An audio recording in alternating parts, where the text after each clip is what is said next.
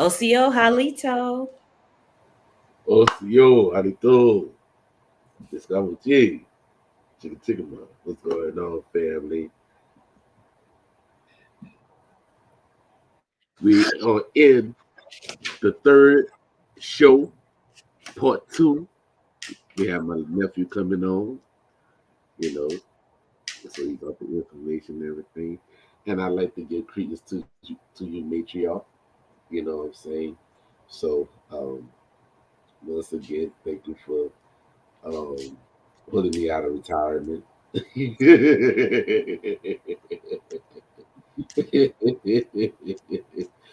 Oh, oh. Yeah, you never left. It was a retirement, a long hiatus. You know what I'm saying?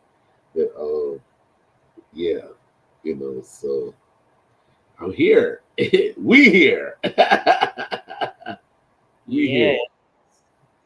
Yeah. Yes. I'm excited about this show because this is part 2, because it was getting good on the last show. So Okay. if this your first time tuning in, we are Southeastern Talking Stick. Pass the Talking Stick is one of our slogans. We got the Indigenous historian, the legend, Yvmvse ChitoPa. And I am the spiritualist, Christina, RRJXi. And our guest, I'm going to pass the talking stick to my cuz to introduce our guest. He ain't in the building yet, but He ain't I'm in the sure. building yet, but when he come in the building, I'll go ahead on and I introduce him. Because when I hit him up, he said he was taking care of some matters, so he said he'll hit us up soon when he get finished.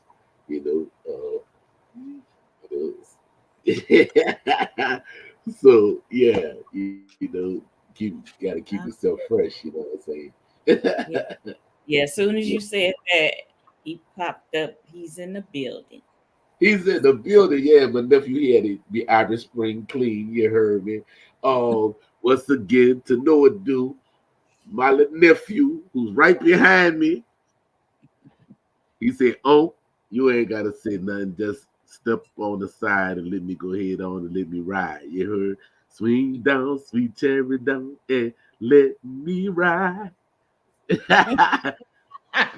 Swing low, I wanna ride.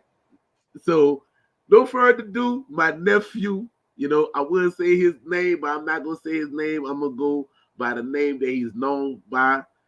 Is Wale Origins. If you don't know who he is, I suggest you go and look him up on Instagram and Facebook and all other social media, because once again, he's in the family and he's a reflection of his elders that he get information from. So no further ado, my nephew, Wale Origins. Let's go, Mochi, nephew.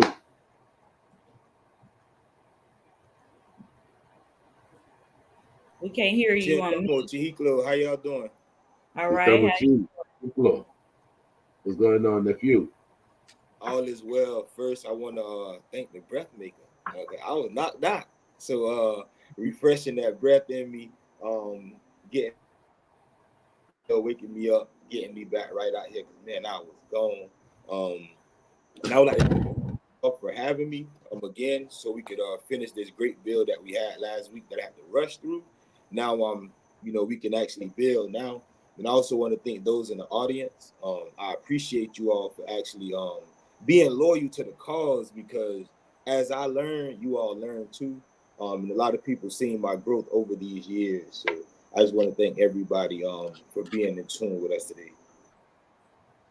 And also, and before we get started, once again, I'd like to thank our matriarch, my cousin Christina, for pulling me on back out the mucky mud of being retired and everything. And to all the matriarchs that's on the line today, big up to y'all, big mamas and everything. We got to get back together, get the nation back. You know what I'm saying? Well, your family, your clan back together, because the nation is here. So, all right, nephew.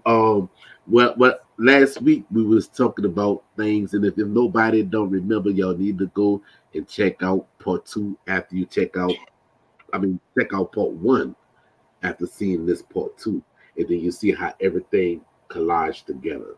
You know what I'm saying?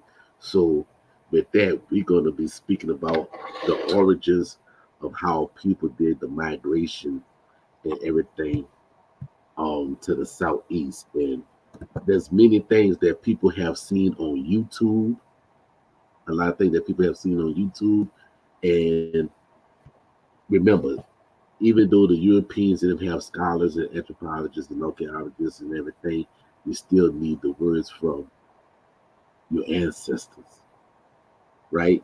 Either it's going to come to you by way of you talking to them in the physical, or sometimes they'll reach to you in the spiritual. And with that, I let my nephew go ahead on into the topic tonight, which we're going to be speaking about how people migrated to the southeast. Perfect. So before I do start this bill, I do want to let it be known that people move. You know, that's life. People move. People migrate. But when dealing with what we're dealing with now, I have to be cautious about how I say it because my mind,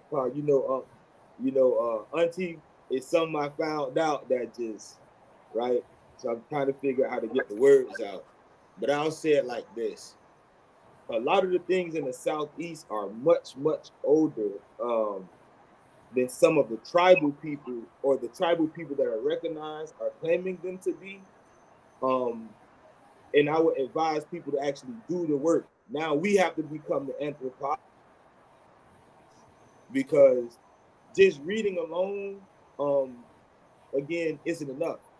You know, talking to the elders is fulfilling, but we have to bring all this together. So last week we spoke about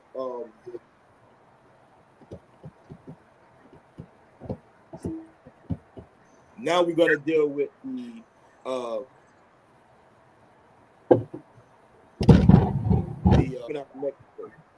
so that's what we're going shopping area. Yeah, I am. Want me to move? I can let me move over one moment. Hold on. Okay, because we need to hear everything you saying. If you have an earpiece with a mic on it, that'll be good too.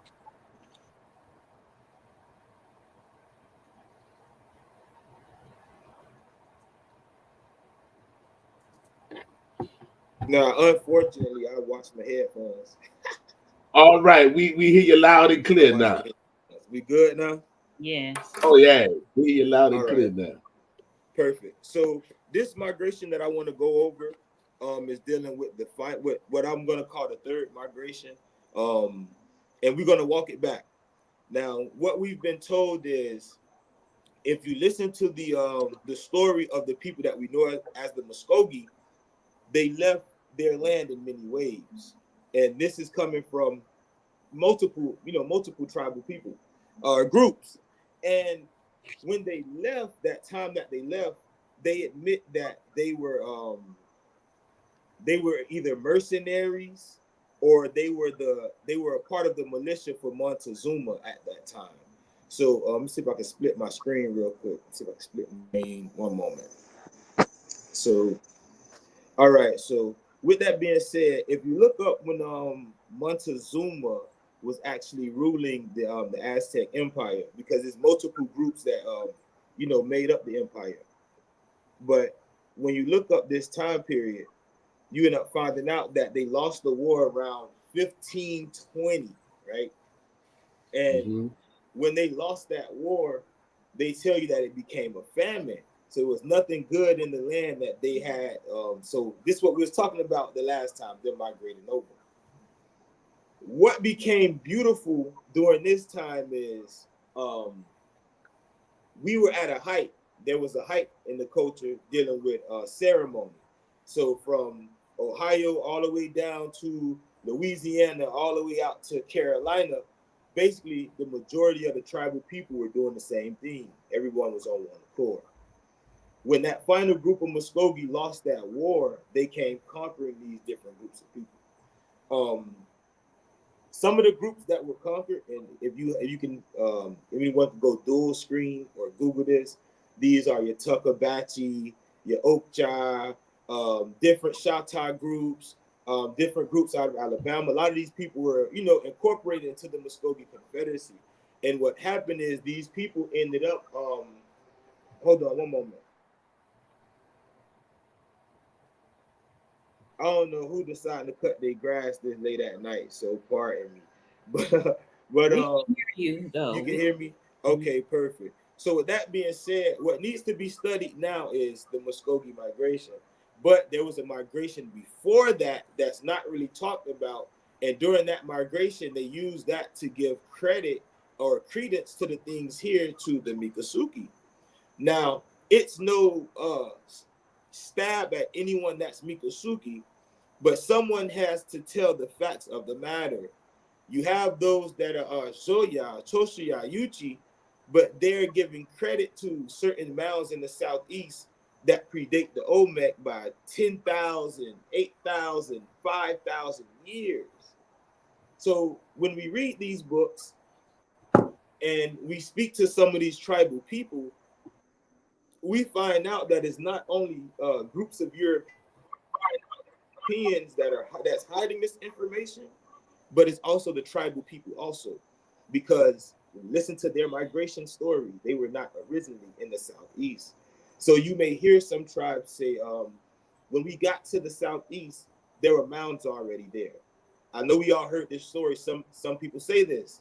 So it's like, damn, one, you're not originally from there. Two, you didn't build the structures that were there. And three, you know nothing about the culture, right? And this can be found. Can you pull this video up for me? I want to see if you can pull this video up for me on my YouTube. I want people to actually listen to what the anthropologist said. It's literally the last video I did. Are you on your laptop? Yes, I'm on my the iPad. Okay, because I was gonna say you could share your screen and I can just pull it up if you are on like a laptop. It may work on your iPad.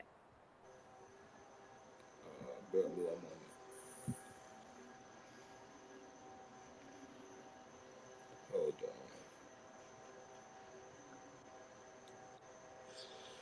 Because we have an anthropologist speaking, and he was saying basically like a lot of credit is being given to other people, and I want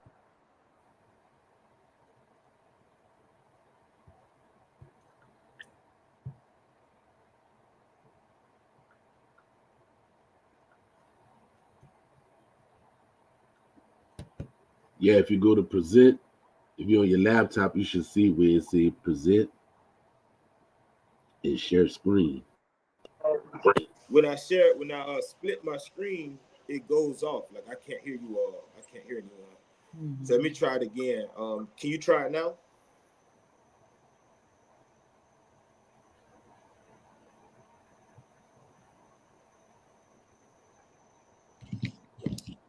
If I move it, can y'all try it now? As long as you go there where it says present and do all of that, present and then share screen, then it'll show up on the bottom of my screen and then I can add it to the thing. If not, I can just go there. Yeah, I don't have that on my screen. I don't have it on my like. Okay. I'm in here as a guest. Yeah, so. Well, yeah, but you should have it under when you looked under present. It was nothing that says share screen. I don't have anything that says present. Okay, all right.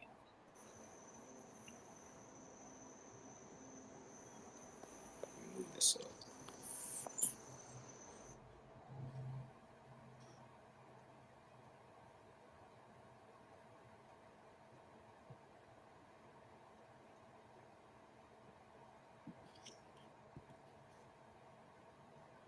And what's the name of your YouTube so we can put that link in the comments? Wale Origins. On YouTube? It's Wale Origins, right, nephew? On YouTube.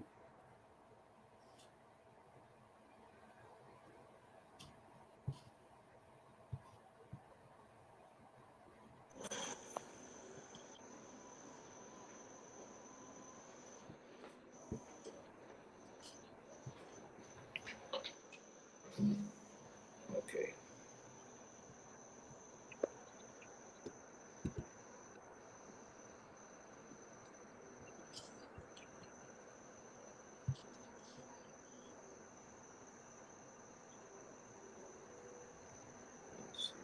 Wow, that's y'all got it? Let me see. No, Okay, apologies. no, but I did put It's Wale your Origins on YouTube. Right. What I'll do is let me see. I'm gonna play it from my phone. That's what I'll okay. do. Yes, that's it's on my YouTube. Bear with me one moment. Let me see if I can. I want to get to Okay. What video is him it on your YouTube? speaking because this is something. It's my Olmec, Mayan, Aztec, Miccosukee, Muskogee. Okay. And who did you say is older than the Olmec? Can you repeat that for the people? Oh, of course. The Wale are definitely older than the Olmec. The Yvmvse are older than the Olmec. The Lenape come up out of that area. There are a lot of people that are older than the Olmec, but the issue is giving credit to the things in the southeast to the Olmec when they predate them. And that video that I made yesterday, it shows mounds that date back over 11,000 years old. So this video, yes, perfect. So let me see if I can find the timestamp. The timestamp will be around 302. So I around got 3 it. I got it. minutes. I'm gonna share it from my perspective. I'm gonna Okay, share it. perfect. Right there. I Somewhere right there. got it. Okay, one moment. That have the original story aren't going to give credit to the Mayans. Hold on, I'm about to share it on my screen. Hold on. Now, this is my video, and I want what Here. I want you all to do is pay attention to what they say. See, people want to give credit to the Southeast to other people, but we've been doing this before they got here. So they're going to explain to you why the Indians of the time don't know where the mounds come from is because something special. Maybe they had watch this. Just listen to this. Exotic to be indigenous to what people thought of as the New World. When confronted with the question of who built these earthen structures, later inhabitants of North America didn't accept that these finds were the work of ancestral Indians. The finds indicated a more sophisticated culture had once thrived there. Not only did the current lifestyle of the Indians seem unrelated, but the Indians themselves, when asked who was responsible for the mounds, didn't have an answer. Anxious for a solution, Americans at the time came up with other explanations. Now we're gonna pause it here. We're gonna think about this, right? The reason the people didn't have the You want me to keep playing it? Yes, you can play it out. answer is because they did not build it. Now, Americans, as they say, came up with other excuses, other reasons, or other people that could have built this at this time. And he's going to tell you who got the credit for this because they didn't want to consider it to be indigenous. Now, you have to tell your story because when they tell the story, they don't got it all. Nobody know everything, but you're going to find out why people give credit and who they give it to. And this is where the spookism come from. I've been did a video on this. The time came up with other explanations. The earliest interpretations of the people who built the mounds was that they couldn't have been Native Americans. They had to have been constructed by someone coming in from somewhere else, whether they were lost Welsh tribes or lost children of Israel or Maya from South America or something like that. But in fact, they do appear to be, and there's no evidence to suggest that they're not, purely indigenous. The people who were living here at the time constructed them. Even the lost continent of Atlantis was included in these lost race theories. The ideas presented You not can only pause it. seemed exciting and magical, but would probably... So what's going on is, let me take the comments off one moment. What's going on and what we notice is Europeans started giving credit to the mounds to the groups of people that admit that they don't even know where they come from. It's not to say that the Miccosukee didn't build any mounds. It's not to say that the Muskogee didn't cross the river and build any mounds. However, what we do know is there are mounds that are way much 4,000 and 5,000 years older than their migration. So that needs to be looked at. You know, a lot of people claim descendancy from the Olmec, you know, and that the most important thing is knowing self. So now you have that understanding about the 1500s, the 1500 migration. You have a migration of the Cherokee. Now, some say they came down out the mountains, and some say they came up from South America or the coastal islands, right? And here's the dagger. Finally, here is the dagger. There's two different groups. That's why it's two different stories. You have some that came up and some that were regulated to the mountains. It's a specific reason that they were contained in that specific place. And they came down because they were allowed to join the green corn ceremony, right? They were allowed to join that real mound building culture. So once the Mayans, once the Mayans lost or their empire began to break up, that's when you get corn, right? This is when you get corn really in the Southeast. And I would like to see, Pop, you could pull this up about the Wale diet and corn. If you could, before you pull that up, I just want to say something real quick. Before we got on this live, me and Pa was talking about this, and I told him about because I go to some of the Kansas City Cherokee community meetings, and they had a speaker. It was a speaker. She sits with the medicine man, right? And so she was telling about our indigenous stories and how all the 7 clans came to be, yada yada. And so I have been doing research on the oldest clan, which is the Ani Kutani. And they say that those are the ancient ones, those are who built the mounds. And in that meeting, she said that the modern Cherokee, we didn't build those mounds. We didn't build those mounds. And I was just sharing that with Pa before we got on here, and I didn't even know you was gonna bring this up, but I just had to say that. But I do have it on my YouTube channel, that meeting, and I just let her talk or whatever. So I'll share that later, and y'all can listen to that because she lets everybody know about the mound builders. Yeah, I definitely need that video because going into she going in debt like how you about to go, but she did let it be known. You know what I'm saying? Right.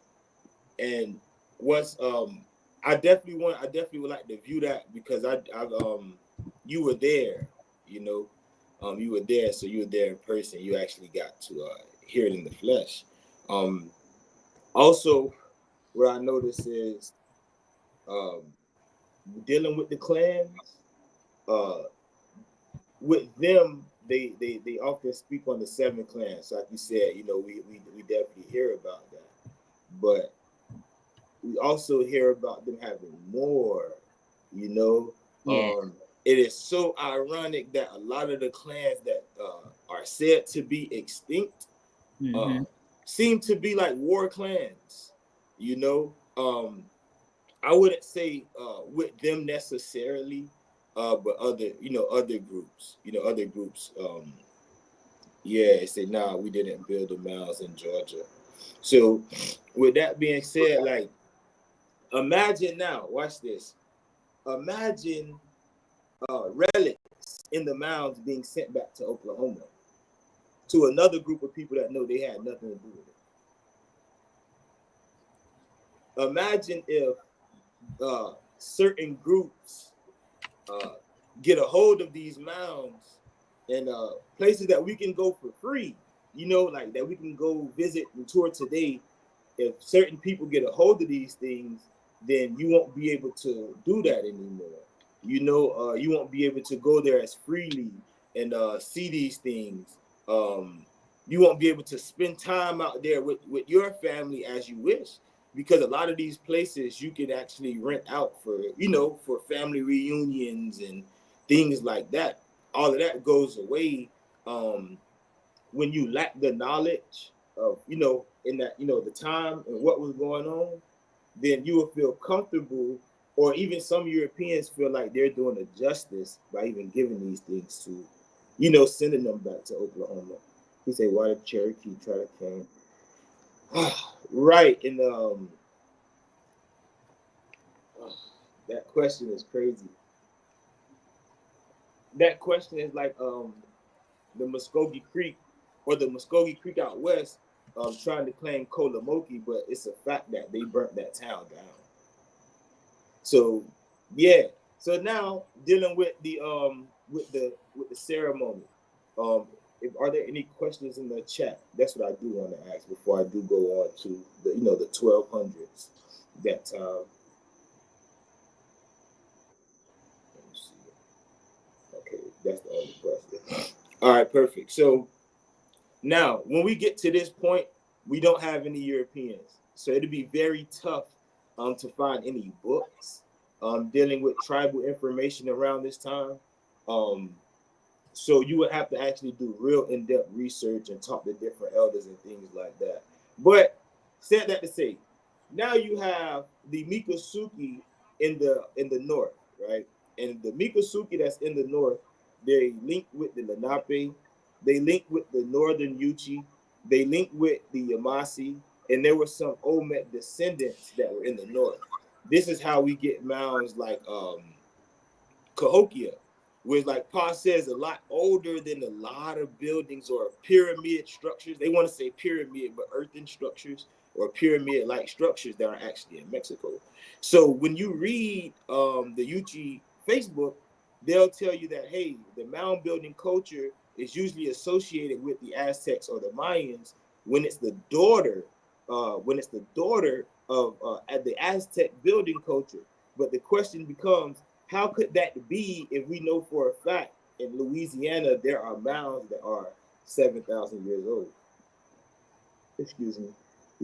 So the focus has to be more on, like we talked about last week, family, but also doing the work on the time period. Everyone has to have a timeline, set a timeline, and know what in the heck was going on. Because if you don't know what's going on, then the story that you may have, someone can flip it on you because you don't have the whole story, And this is dealing with mound building. Like last week, we proved that there was a civilization in coastal Carolina up to 50,000 years ago, and as Pa pointed out, there are mounds in Carolina that date around the same time. So the focus now needs to be anthropology. So that's basically what I wanted to give, to let people know that the focus has to be the actual groundwork, because a lot of these anthropologists are admitting that these skeletons and these skulls they are finding are Negroid-like skeletons and skulls.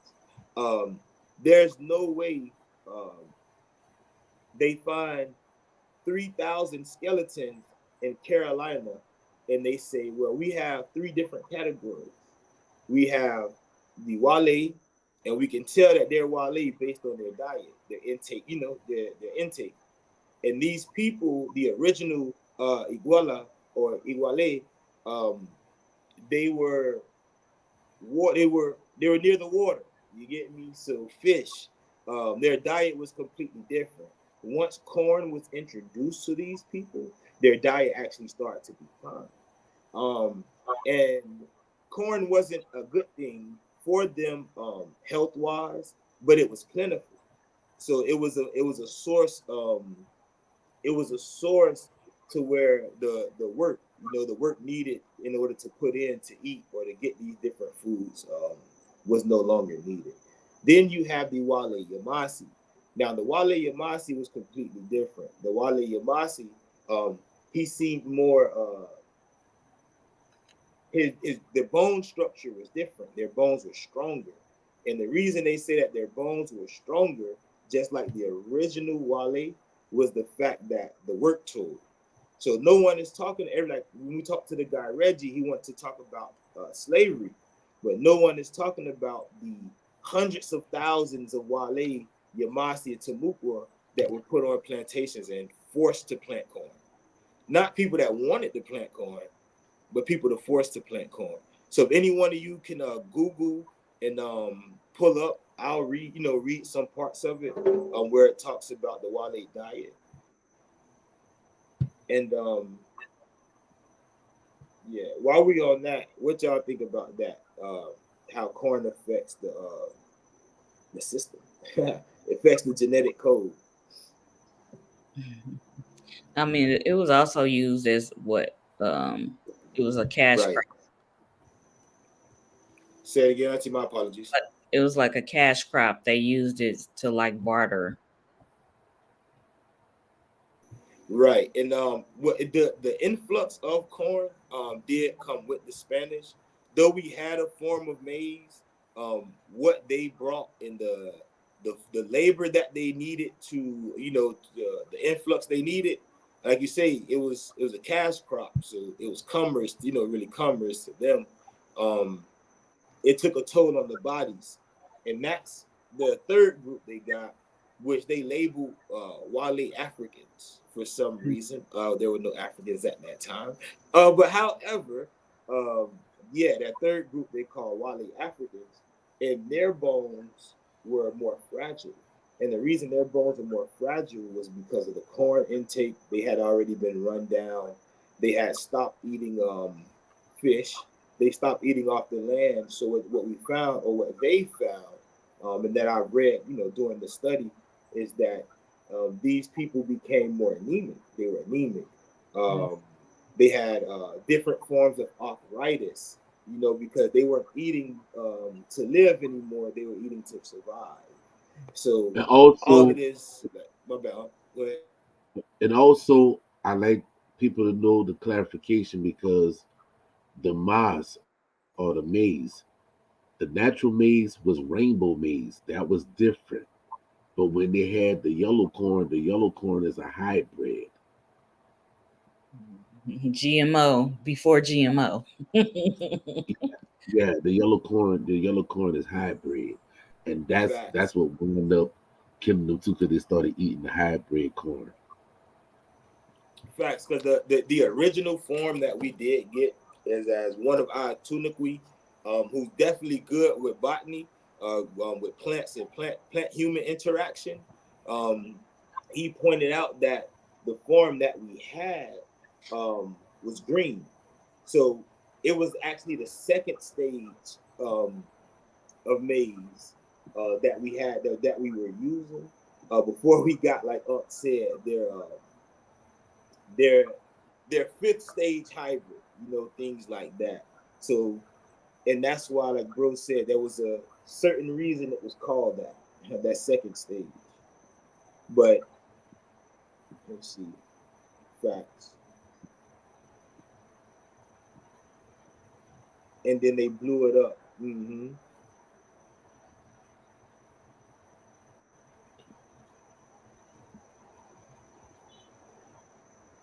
Like, can you go to a picture where it shows like the origin on how they actually, cultivated it? Like, it should be like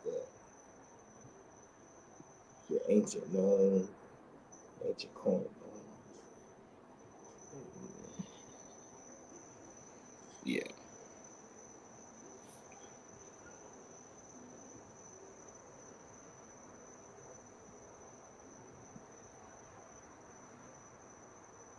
Click, go back real quick. Oh, Well, actually, that's your TD that's working the screen, not me. okay, okay. I'm over here. I messed myself up, so I'm over here moving the screen like it's me. Because if y'all ever notice and you look, the corn plant and the sugarcane plant are very similar to one another. Facts. They both C4 plants. Right. Facts. They both C4 plants. And I remember doing the study. I was doing a study on the mound, and they actually found they actually found C4, a C4 like plant down there, and it turned out to be sugarcane, as opposed to maize. Right. That's when I end up finding out, like, okay, you know what I mean? Like, they have the same genetic, they have the same molecular structure, basically. Yeah, because they both come from South America. The sugarcane plant and the Right. maize plant both came from South America. Let's see.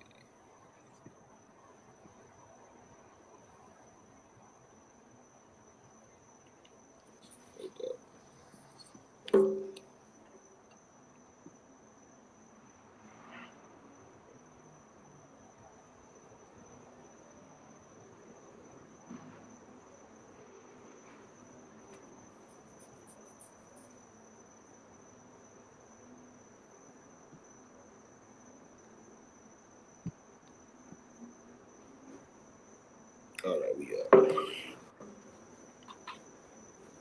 All right, there you go.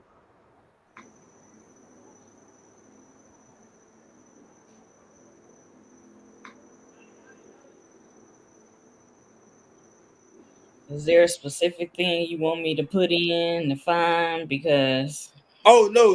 I was just saying, like, we done. I was just wanting to show, the growth of the corn, the Okay. different stages that it was, and then he came in with the assist and let everyone know that the stage that we started to intake, that's what began to break the body down, Okay. in a worse way. You get what I'm saying? And definitely in the worst way. So the beautiful thing about it was, you have a crop that you can plant from the top of the Mississippi all the way out to Carolina. So the unification, or even having that, became a celebration, and that's where you get different harvest ceremonies. That's usually later attributed to the Muskogee, right? But there are certain groups of the Muskogee that didn't get these ceremonies until they got to the Southeast. So that's something that also has, again, um, that has to be drilled in the minds of the people, is get your timeline, study your timeline. Now, when you look at the Olmec, if one of y'all could pull up, if you just leave the screen up there, might as well just Google what I throw in, so we could, they could actually have a visual of what's going on. We look at the date of the Olmec, and then I'm going to give a mound, and that's going to show the difference between, as Unc would say, when you get it tribally, and then you find find them using it, as opposed to just reading their books or just reading online.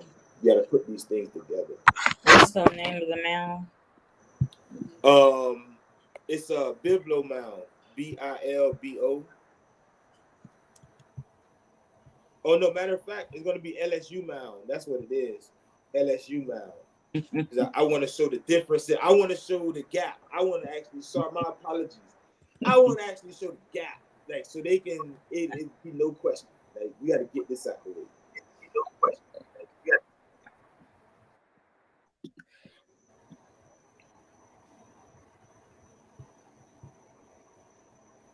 Okay, you said, okay, I know you said the Bilbo mound, but what was the other one you said? And then we're gonna do the LSU mound. Okay. The Mormons, funny. The Mormons tried to say that the Jews built that mound, but if you look at that date, it was not even the Hebrew at that time. So They always trying to do what they did. man. It wasn't the Abraham. Abraham parents weren't even alive at that time. So these are the pictures of the mound. There's a sign on the mound, but if not, you just go look online. That mound should be like 7,000 years old. Correct me if I'm mistaken. There go the sign right here, Auntie. To your bottom row, all the way to the end. All the way to the end. Right there. Or you can just click that when it says LSU. Yes, ma'am. Yes. Yeah, I've seen this in person. Oh my God, they are so crazy. Okay, can y'all see it? Can you click the if you click the website, it should bring it up better. All right, okay.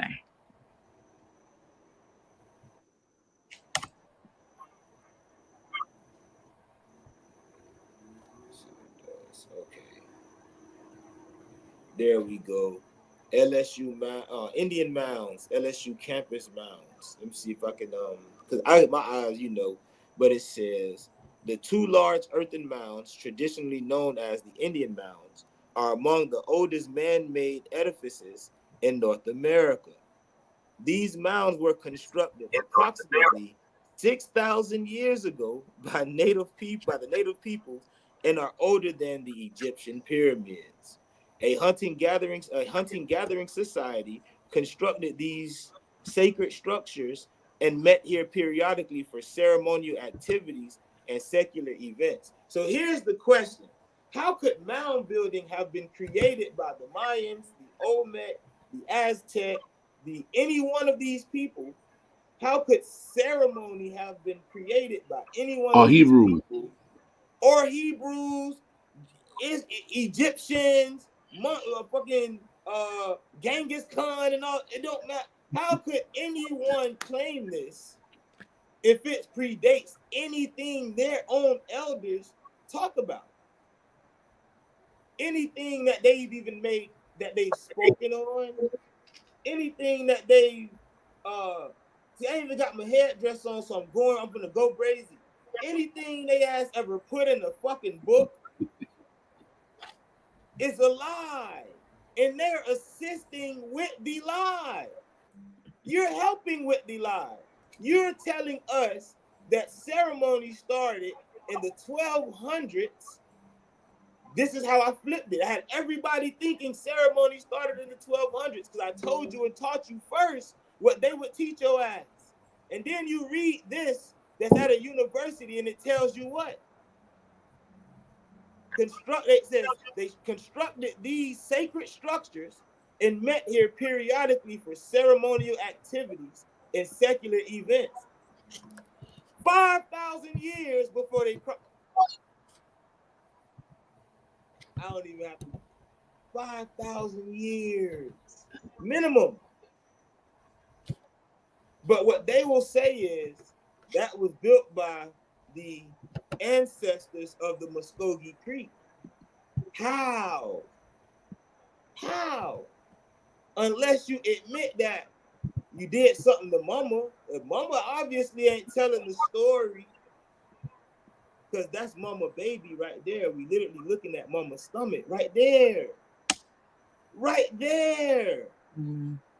But you gonna tell mama she ain't that old, or you will say she's this old and give credit to her work and her baby's work to somebody that came in with dirty shoes and swept the house, right? What happens when, watch this, there's no way that I could come to any one of y'all house and take anything in that mug and sell it. I can't do that. What happens when someone even a cousin, you can say what you want. What happens when even a cousin come to your shit and sell your shit? That's still your cousin, but your cousin did you wrong. So now it's time for people to start looking at this information completely different, because everyone is doing us wrong. Look at that date and then listen to what the Yuchi will tell you. When we came here, it was mounds already there. We ain't building.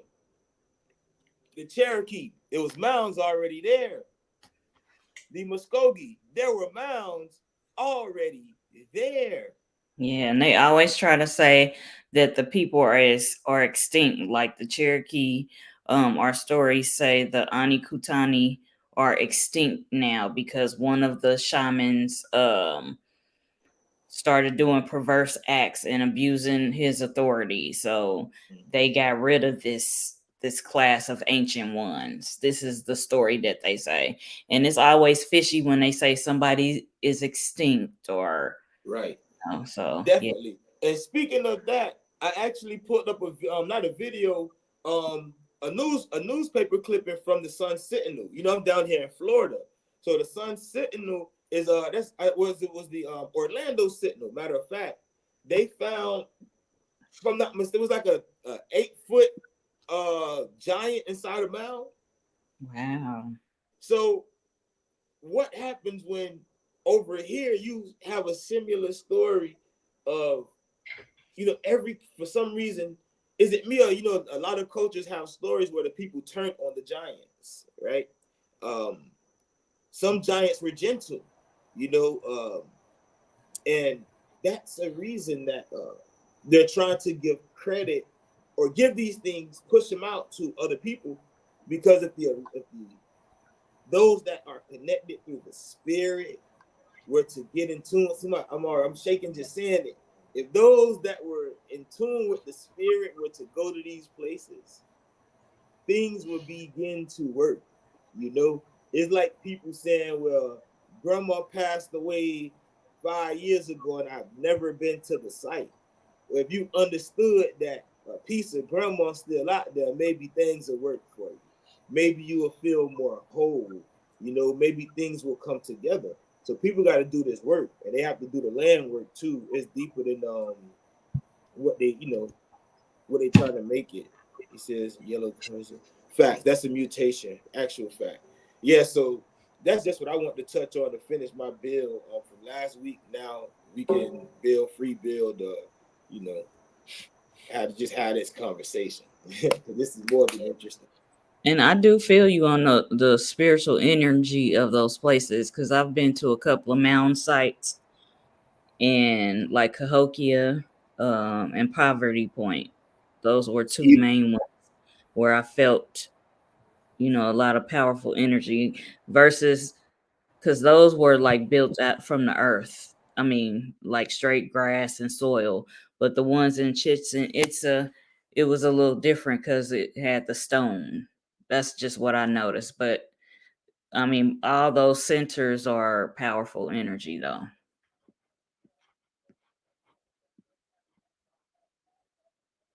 Are y'all talking? Because I can't hear y'all. Yeah, I'm here. I think I was trying to tell Pa that we couldn't hear him. Paul, unmute yourself, please. Yeah. Actually, some universities found Negro skeletons within mounds that was in Louisiana, and they shipped them to Texas.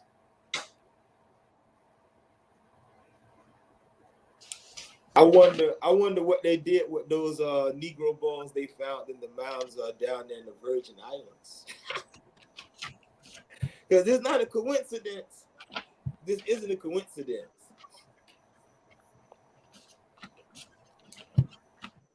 This isn't a coincidence. And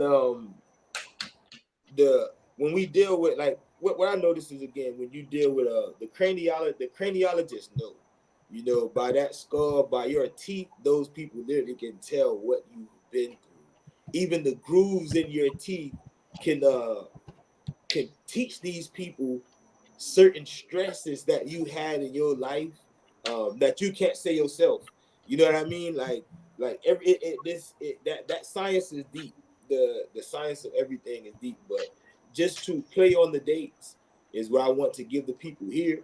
Because once we do go up officially next week on the podcast, Wale Origins, a lot of this is going to be read. Like, we're literally going to be reading the works of the anthropologist. So it may be boring to some people, because we talking actual field work, like that doesn't deal with modern day tribal history. It's like being in the classroom, so you have to be real attentive, pay real close attention. Yeah, like, it's just so much that goes into this, and steps can't be, you can't skip any steps.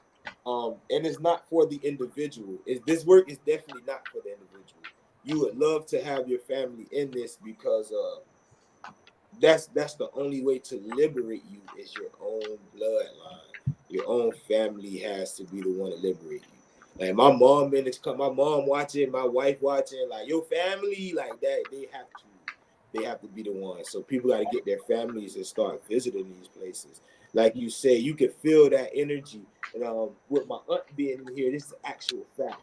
We went back to Fort Gaines, and we went to a place where they have like cabins and things like that. And when we were walking down, you could feel that energy that is real, like it's really real. That energy real. And when I say there were about 300 vultures in the sky, like with all types of birds, man, I say birds were everywhere. It was no birds when we got there, but somehow we get there, it's birds everywhere. And they end up telling us that during that time, or during a specific time, when Andrew Jackson was General Jackson, he was throwing some of our family members off of Georgia and to the Chattahoochee. And if you've been there, I'm in Miami. Ain't no mountains. You know what I'm saying? Ain't none of that. In Georgia, All right, I like like to go ahead on and share something right quick, right? And can y'all see it? Can y'all see it? Yep. All right. Look what it goes on to say. Now, this is from the LSU repository, right? When you go back and you look at it. And it said that the LSU campus mounds with construction begins at 11,000 BP, are the oldest known, right, instant man-made instead of man-made structure in America. They say right? They say the radiocarbon dating of these two LSU campus mounds are 16 EBR6, right? Indicated that the construction of one of the mound B began at 11,000 BP, making mound B the oldest known and intact man-made structure in the Americas. The age analysis on presence here is based on the 31 C dates the older, deeper parts of both of the LSU campus mounds contain many thin, burned ashes, and then suggesting that the mounds may have been, which I already say it was a crematorium mound. I've been saying that before reading this, you know what I'm saying? Because actually I visited the mounds during the time of Hurricane Katrina, and they had some people. Let me flip it to me. Um, Actually, the Saints and it was playing at LSU, because remember, at the time of Hurricane Katrina, they couldn't play in New Orleans. So you had the people to run up on the mounds. And I told them, I said, look, y'all got to get off my ancestor burial mounds. You know what I'm saying? That's a crematorium mound, not burial mound, but crematorium mound. And most people don't know that the mound at LSU is a crematorium mound. The Eagle Rock mound, which is not even much an Eagle Rock, that is actually a Falcon mound, effigy mound. That is a crematorium mound. Okay.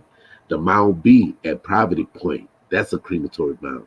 What most people don't know is that yes, we use mounds as a cremarial area, with the cremation, but they wouldn't know that. Only we, the Aboriginal people of these lands and tribes, know that we did burning of our ancestors. And there's another reason why they did cremation as well. But I'll keep that to myself and I tell it amongst my family at the Green Corn. But yeah, we had crematorium mounds. Okay. A general thing that may be related to what you can say off camera, but this is where they got their shit from us. Basically, they got a lot of their shit from us. But where that saying ashes to ashes, well, you're returning to the earth, that type of thing, along those lines. I know it's a deeper thing, but if the average person watching, you know, returning back to the earth. right. And like y'all say, that fire not lit. But if you were to look at a cremation through certain lens, you probably understand why. Also, I get that much. Huh? I said if you look at the process of cremation through a certain lens, through a certain view, it'll give you a spiritual it'll give other people a spiritual understanding too. Right, right.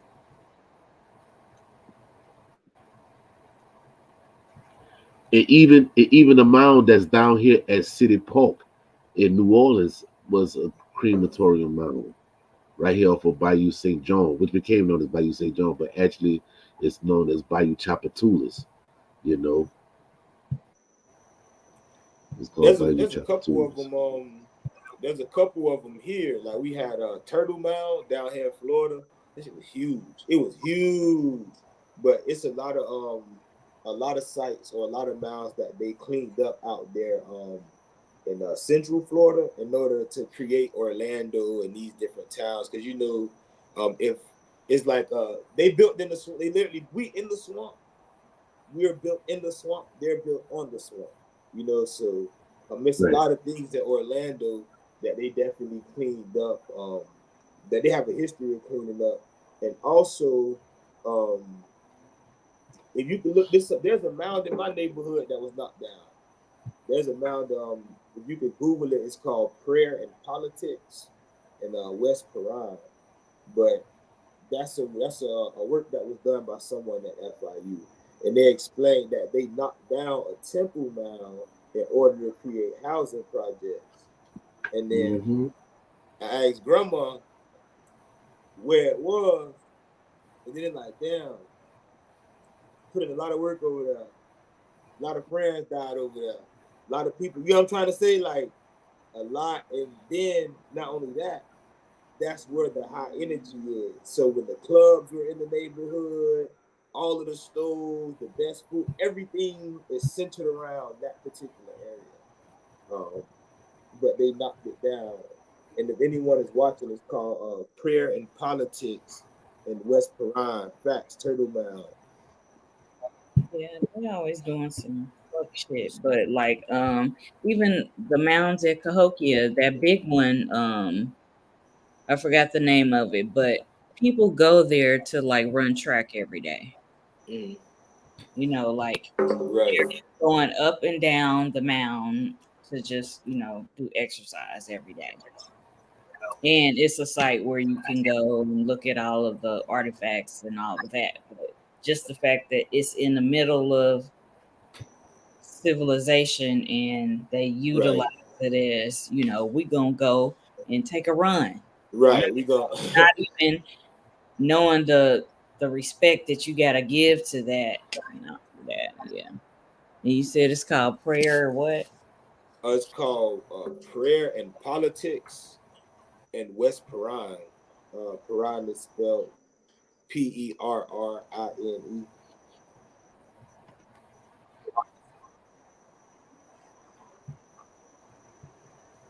And then from there, like even Kolamoki, like they get me with Kolamoki because we've been as a family, and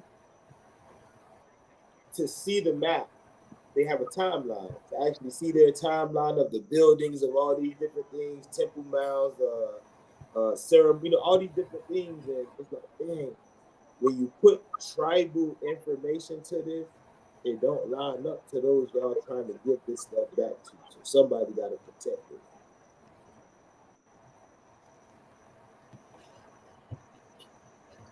If I can send you the link, I will. Or I can just read it from my phone. There's nothing. Let me see if I can pull it up. Okay, But it's just an example, of certain mounds in different neighborhoods that have been knocked down and people don't even know about it.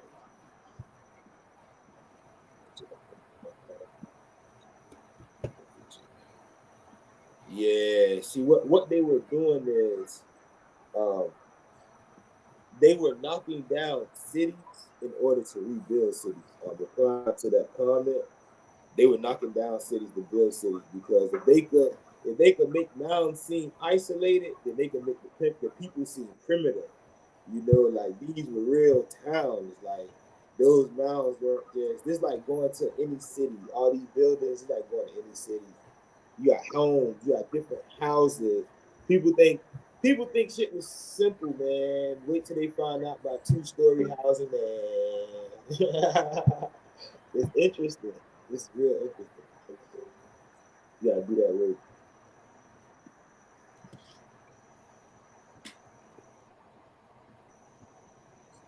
And then you even have the Panther Mounds that's right there in the Everglades, you know.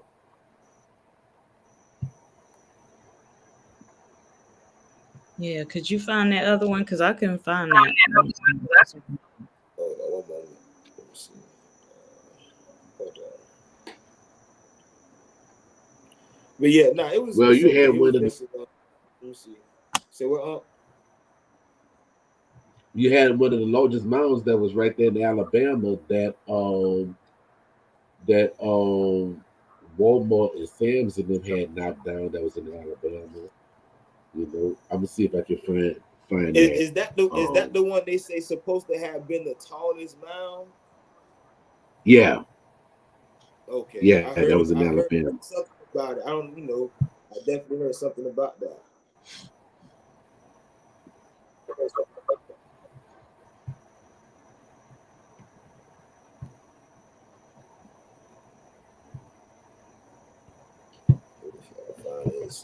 Because, like for instance, with Kolamoki, there are a lot of people saying that they're trying to shut Kolamoki down and give some of the relics to the Muskogee, but it's like, nah, you can't do that. And somebody, some family's gonna have to speak up. Somebody's gonna have to, start doing that work because that's not a good look. Let me see if I can find it. One moment. Let's see.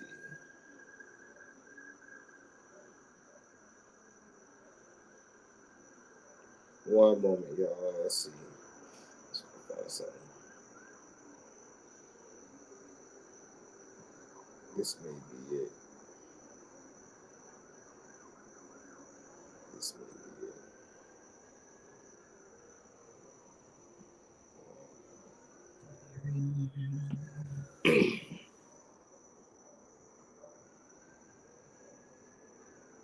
I'm looking for this. Now I'm looking for this. It was this link. It was talking about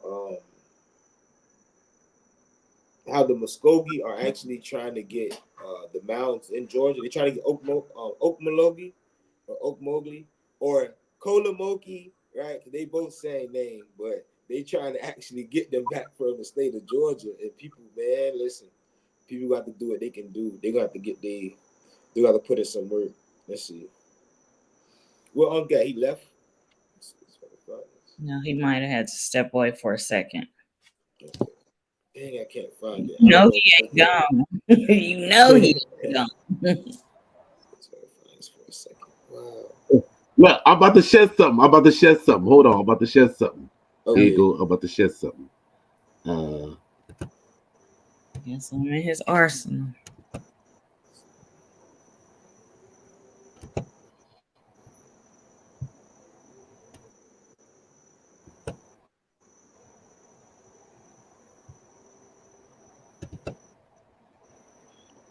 Y'all see it? Y'all see it? Yes. We got you. Can y'all see it? Yes. All right. They say Alabama City destroyed ancient Indian mound for Sam's Club. Look how big that mound is. They say city leaders of Oxford, Alabama have approved the destruction of 1,500-year-old Native American ceremonial mound and are using the dirt as fuel for the new Sam's Club as a retail warehouse store operated by Walmart. And this was in 2009. It was in 2009. And I myself and some people that I know, we was trying to do the cultivation of the protection of the mounds and stuff, but this got to us late when this had happened. You know what I'm saying? Because that's not no ordinary mound that they use. Okay, it's not no ordinary mound. All right. Now, and they say that the University of Alabama archaeologists reported the commission by the city to find or found that the site was historically significant as one of the largest in several ancient stone and earth mounds right throughout the Cudahoga Valley, right? Cudahoga Valley. And it said that the Oxford mayor of Linda Smith, who campaigned, has financially connection to the firm involved in the 2.6 million no bid project, insists that the mound is not man made. It was used only to send smoke signals. Now, that right there, that is an insult because that was one of our ceremonial mounds that was dealing with our family out there, you know. And the Kushatas in them was right there in that area. So that was family, you know. Yeah, they diminish the value so that they can quote unquote build over it. You still don't have permission. Right.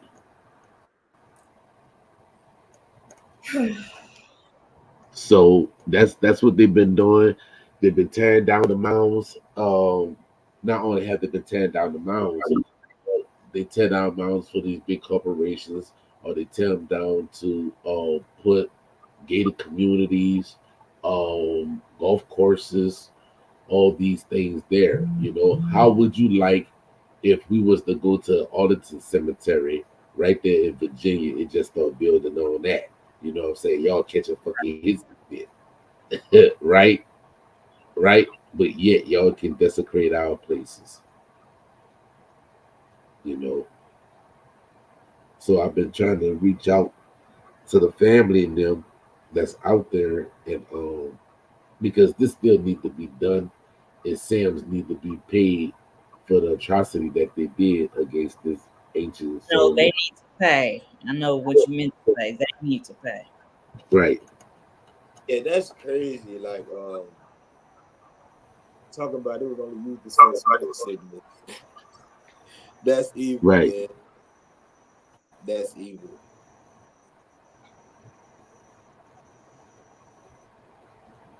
So it says right here, um, you know, it says, in fact, report does conclude that the mound is a result of a natural phenomenon, but it says that it clearly is of the cultural origin.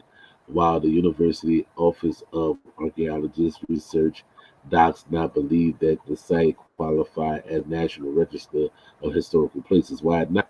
Okay, and you have to also understand that that was also dealing with the Shatas that was in that area, because you know that's not too far from where Tuscaloosa is in Alabama, and they know about what happened to DeSoto that went through that. So maybe that's another reason why they did that shit, because they knew what happened to DeSoto, right? They say Alabama Historical Commission disagrees nothing that the structure meet at least three criteria, inclusion of the association with the board pattern of history of agriculture. I mean, architecture embodied distinctive characteristics for the information as might yield to scholars. The site is also significant to Native Americans, to the woodland and Mississippian cultures, which is actually more than the woodland and Mississippian culture, is actually older than that. All right, they're inhabited by the southeastern and mideastern before Europeans arrived and constructed and used the mound for various rituals. Yes, we did. Which may have included funerals. Yep, there are concerns that human remains was actually still in there, and they moved that. Yep, have not been found, but yes, they did find. They found it. They found it. They lied on that part. All right. The U.S. The United Southeastern Tribes nonprofit coalition of 25 federal recognized tribes from Maine and Texas passed a resolution in 2007 calling for the preservation of such structures is called the prayer in stones. Native Americans held protests against the mound demolition, and last week someone altered a sign for Leonard Smith Parkway that run past through the development to Green Indian Mound Parkway. Um, and the local residents named Johnny Rollins told the Star how the Native American grandmother told him that when she died, she could go to the mountaintop. That's where that come from. Sure did to talk to her, right? Yeah, that's what we did, right? So yeah. So you know, so and that's the thing, and that's another reason why you have those that ask, well, who built it? Who built it? And then when they say, oh well, we didn't build it, and that's the thing. When they say, oh, we didn't build it, we're like, okay, well, since nobody don't know who built it, we got the right to demolish it. But yet, y'all know who built it because y'all falsely call us Negroes, black colors, and Afro Americans. Yeah, they say the ancient ones built Right. And the beautiful part about it is a lot of they chiefs in the 1700s uh, give the name of those who are the ancient people. All you gotta do is find the documents. You have Yvmvse Cherokee chiefs that have Yvmvse and Wale ancestors. A lot of them, majority of them having Wale mothers, you know. And the culture is so vast, like Unc said, the culture is so vast, and culture was spread so far before what they want to consider the Mississippian period, because they like to romanticize things. It's like the Mississippian period was the Egypt of America. This is what niggas want to hear. I'm gonna give it to them. This is when you get the beauty of it. This is where you get the beauty of it. And that's what Europeans like. They like shit that they can sell. They can sell the Mississippian culture. That's why a lot of people cling on to it. And a lot of us, or a lot of them, their origin is elsewhere. it. All right, Lamont, he said, can y'all build on the difference in the mother mounds, burial mounds, and temple ceremonial mounds? Okay, well, I'll tell you this. You see? You have living quarter mounds, you have temple mounds, you have cremation mounds, right? You have stellar mounds, you have lunar mounds. You know what I'm saying? Um, yeah, you have meeting mounds. That's where you would have the meetings inside the mounds. You can see one of those mounds that's up there by the Itawa, right? The Itawa mounds, right? And that's dealing with that, right? And how you know that you're in a lunar mound and in the stellar mound. You see, now you have to be an Alachi to know that, but that's not information that I'm privy to give out online. If you want to know that, then you have to come to ceremony, and we'll tell you what's the difference between the lunar mound and the solar mound, because they're all lunar mounds and solar mounds. Facts. And at Okmulgee, they actually have a mound that was I'll put it this way, a meeting mound that burnt down. Um, and it's no telling how it actually burnt down, but they say that when the fire, when the fire was going on or whatnot, that's what that's what burnt it down. But I have other reasons to speculate that it was an outsider that tried to get rid of certain mounds. And like you said, you do have those like effigies, different things like that. Um, I know for a fact when we were talking about like crematorial mounds, there are a lot of them at Kodomoki. They might have more than the than the majority of places that I've actually been to. Oh wow, bro, going out there to Carolina, that's crazy. I ain't gonna do that this year. Yeah, hopefully I'll be able to make it. I'll probably pop in and pop out. If things go as it should plan, because I'm gonna be doing a lot of traveling within them 2 weeks. I gotta go to my son's wedding, and then after that, the family reunion right after that. So hopefully I'll be able to pull it off, you know.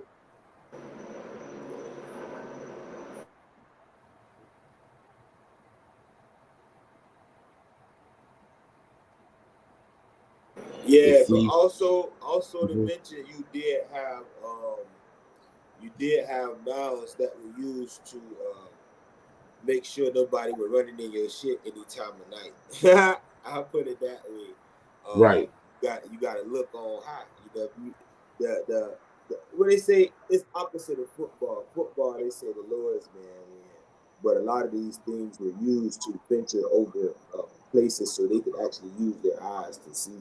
And the eye was a lot better back then. So yeah, that's another type or form of noun that was used. Excuse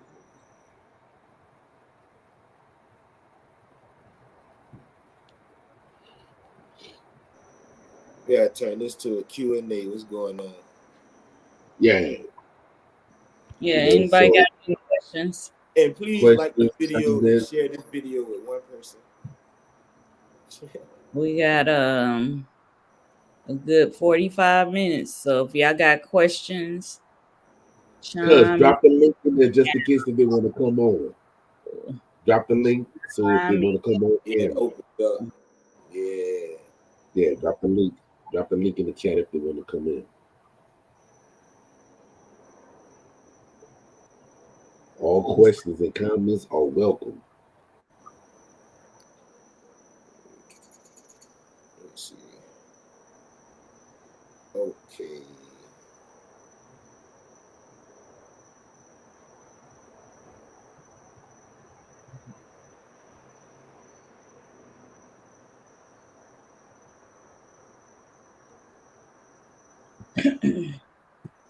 All right, everybody ain't got to speak at the same time. tonight. Hold on, see if I can find it, man. And one thing about it, there's no question. No question is better than any, right? So come and ask the question. Don't be afraid. Even if you heard something on somebody else's platform and you didn't understand, ask us the question and maybe we can, just like nephew was breaking it down about how they was talking about how this was Egypt and everything and stuff. He broke it down because, like you said, dealing with the Mississippian culture, it was looked Yeah, at as that. Because it looked like that don't mean that it was. facts. Facts. That's a conversation that need to be had too. If you could, I did a video on that. If you could go to my YouTube. With our last guest too, we touched on it a little bit with Turtle Gang, Oh where yeah. he dispelled that myth, and we talked about the artifacts in the Grand Canyon. How Right. that Okay. that they Okay. said it was Egypt and Right. Right. What I think I did a build on that. It's on YouTube. I actually went into the language, so I went into the Medu Neter, or the hieroglyphic language, and broke some things down and let them know like what y'all think y'all know is not really what y'all know, and the only way to know about these cultures is to learn the language. At least learn the sentence structure, learn how they format sentences. Then you learn the words and then you figure this out. So what happens when somebody who says something like this, the auntie, they'll say Tamerica, right? But then you notice when the people who spoke the language spoke that hieroglyph, that word, they never said time. They just said Medi. So you calling this time? It's a whole. You got you. Here we go. That's a whole. You know what I'm saying? Or you don't know. It's simple. It's very simple because we know what's what. But Egypt being so beautiful is what people want. And the dudes that teach it, we know this. You know that they always go to Africa to get their knowledge, and then claim to be Americans, but don't teach shit to deal with America. And if they do, what do? They tied in right back to Africa. Oh yeah, we the Mayans. Okay, cool. We got some Mayan cousins, right? We all agree. Oh yeah, we taught the Egyptians how to build pyramids. Oh shit, here we go. You feel me? Did you what? Come on, man. Like that, and that's the conversation we get into. That's why I did that one video. A person challenged me. This man got 1 million followers on TikTok. He got 1 million followers on TikTok. Called me out for a debate. He saw my preliminary and sent me a message saying, "I don't want to debate you," and blocked me. I still got the message. Really? You like That's because crazy. you don't have 1,000 followers. Yeah, remember he said, "Oh, you don't have enough followers for me to debate you." Wait, what? That's what this shit about. It's about followers. Yeah. It's about followers. So don't follow me. I be telling bitch, don't follow me. Walk right next to me. You get what I'm saying? Cause we walk together, we good. If you fall behind, I ain't dragging your ass. If you fall over next to me, I could grab you and pull you along with me. You get me? All But right. Well, people we like have 3 that. questions. We have 3 questions in the chat.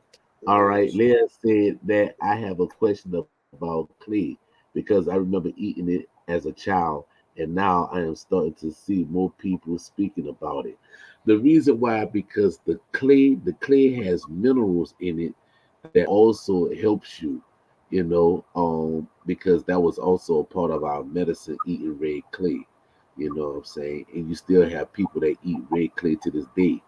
And believe it or not, even in Haiti, they eating red clay. They making clay cookies. You know what I'm saying?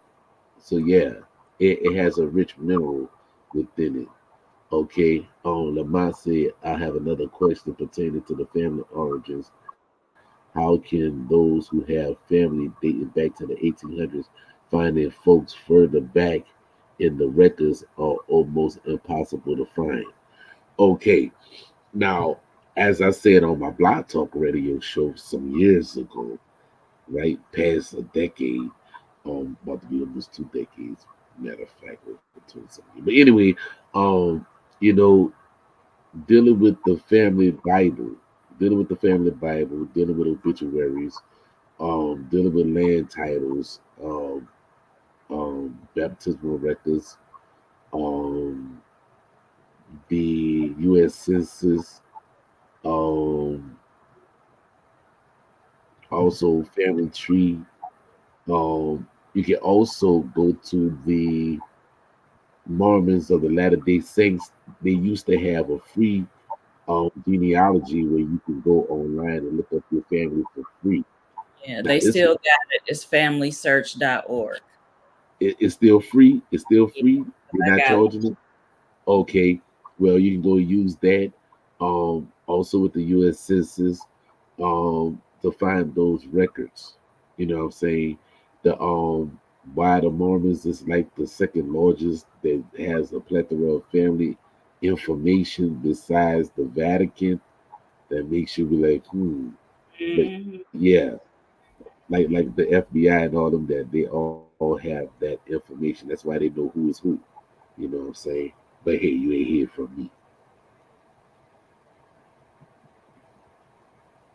So it's not really impossible. You just have to do the due diligence. And sometimes to do the genealogy, you just can't always sit behind a computer either. Sometimes you might have to take a trip to those places.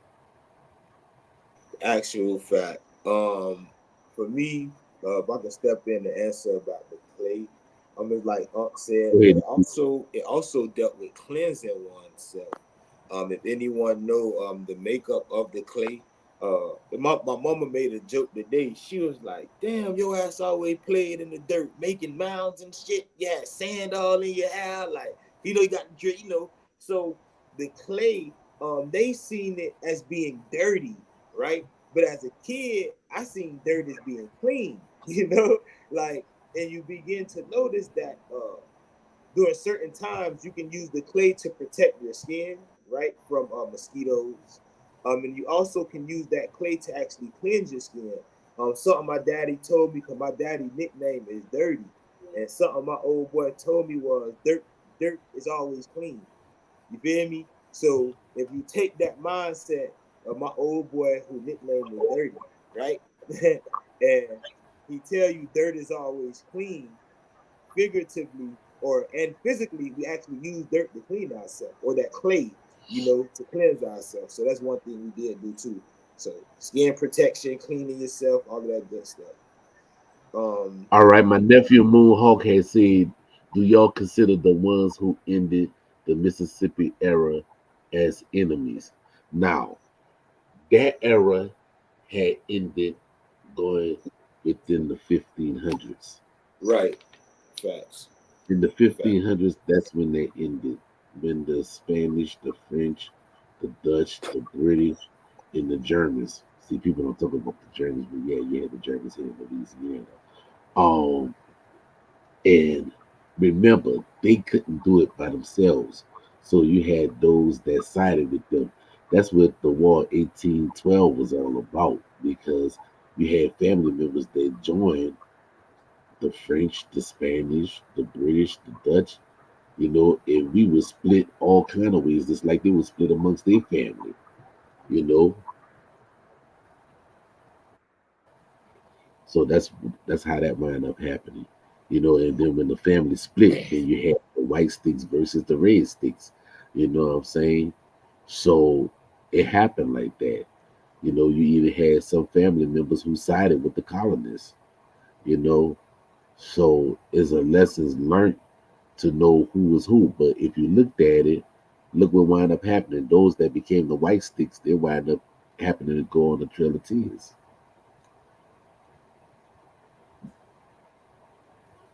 But they don't want to talk about that. Yeah. That was the ones that did the treaty with Andrew Jackson and everything. Oh, we made a treaty with you. Yeah, we know you made a treaty. Get your hands on the motherfucking Trail of Tears. Right. When the red sticks was like, man, look, we not for slavery. We gonna fight this bitch. We gonna bang it out. Y'all come with us. Y'all gonna be a part of the family.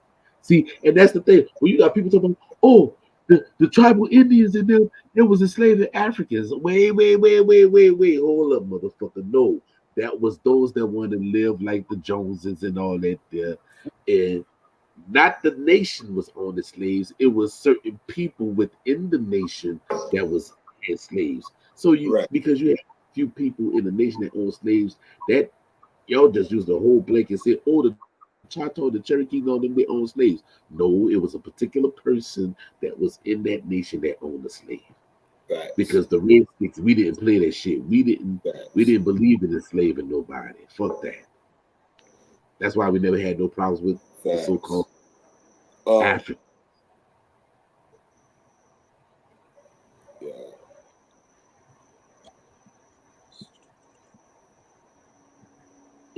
And that's why what's going on now. You got people that's in the West claiming the mounds in the East. But when you ask them who did it, they don't know who did it. Right? Hold on. Question. Oh, okay. I was gonna answer that. I answered. Okay. No, go ahead and answer it. Allah is next. Allah is next. I'm gonna keep it simple. For me, the people that those groups of Muskogee that came warring, they definitely were the enemy to some of my family members. Because I can actually point out specific towns that they came through and ransacked. Before we start dealing with the Spaniards, you get me? The Spanish have always been the enemy in the north and the south. For some reason, they had a heart, corazón. They had a heart for us. I don't know why. What was the difference? So like Unc said, it depends on your family and your dealings with them, because your neighbor may be friends with them and you may not have, you may not do any business with them. So it's also a strong possibility that your family not even on paper, when it comes to commerce, because grandma chose to take the family another way. Now, what I mean by that, here's proof. I got my grandma on a video, right? It's one of my videos from a couple of years ago. And I want y'all to hear what grandma say about slavery. If you want to pull it up, it might sound better, or would you like me to just play it from here? It's up to you. Let me see if y'all can hear it. Let's see if y'all can hear this sound, and if y'all can hear this. So let's see if I can find it. One moment. Let's see. We can hear it clearly. Okay. One moment then. This is the video. She's talking about enslavement. So here we go. that they were enemies. Here we go. That's what you want me to believe. You want me to say, oh, well, the Cherokee had a lot of slaves, so maybe a Cherokee slave. But a lot of those Cherokee slaves were those so-called slaves were their Yvmvse family members. See, my grandma said something to me last year. She said, say it again.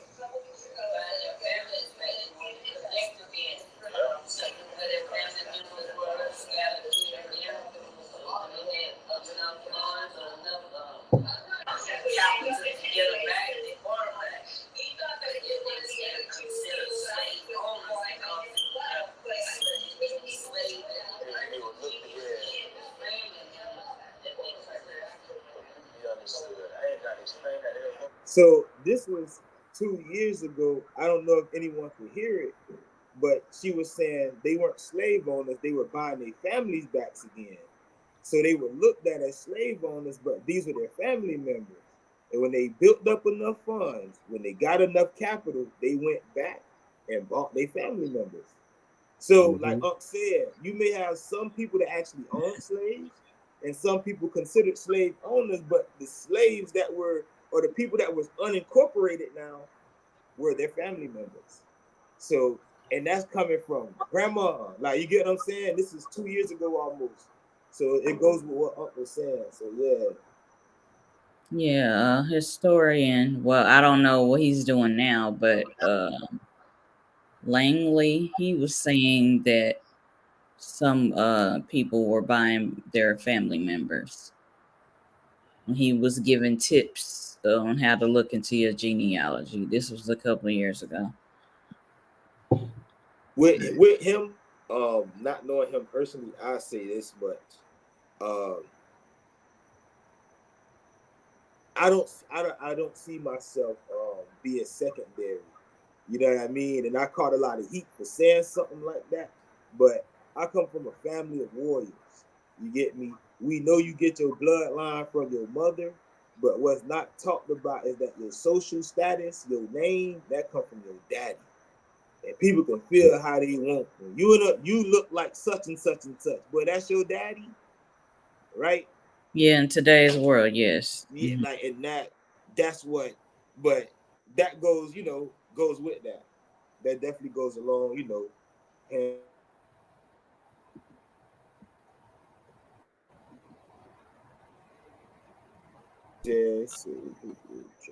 right. Every nation split over enslavement. Every nation split over enslavement. All right. Thank you for Well, coming in. Estamos. Ya Hey estamos. everyone, what's going on? Can you hear me? Hey. peace, yes. Yeah, we hear you Hey, how clear. you doing? Good. Okay, so I have a quick question. So I know that my great grandfather he was quote unquote adopted by white people, but um I have like a lot of elders that's still alive, and basically what they're saying is he was one of the many Indian children that was took from their family and put into one of those missionary schools or whatever it's called, those schools for the Indian kids. So I was wondering if you guys knew anything like about that.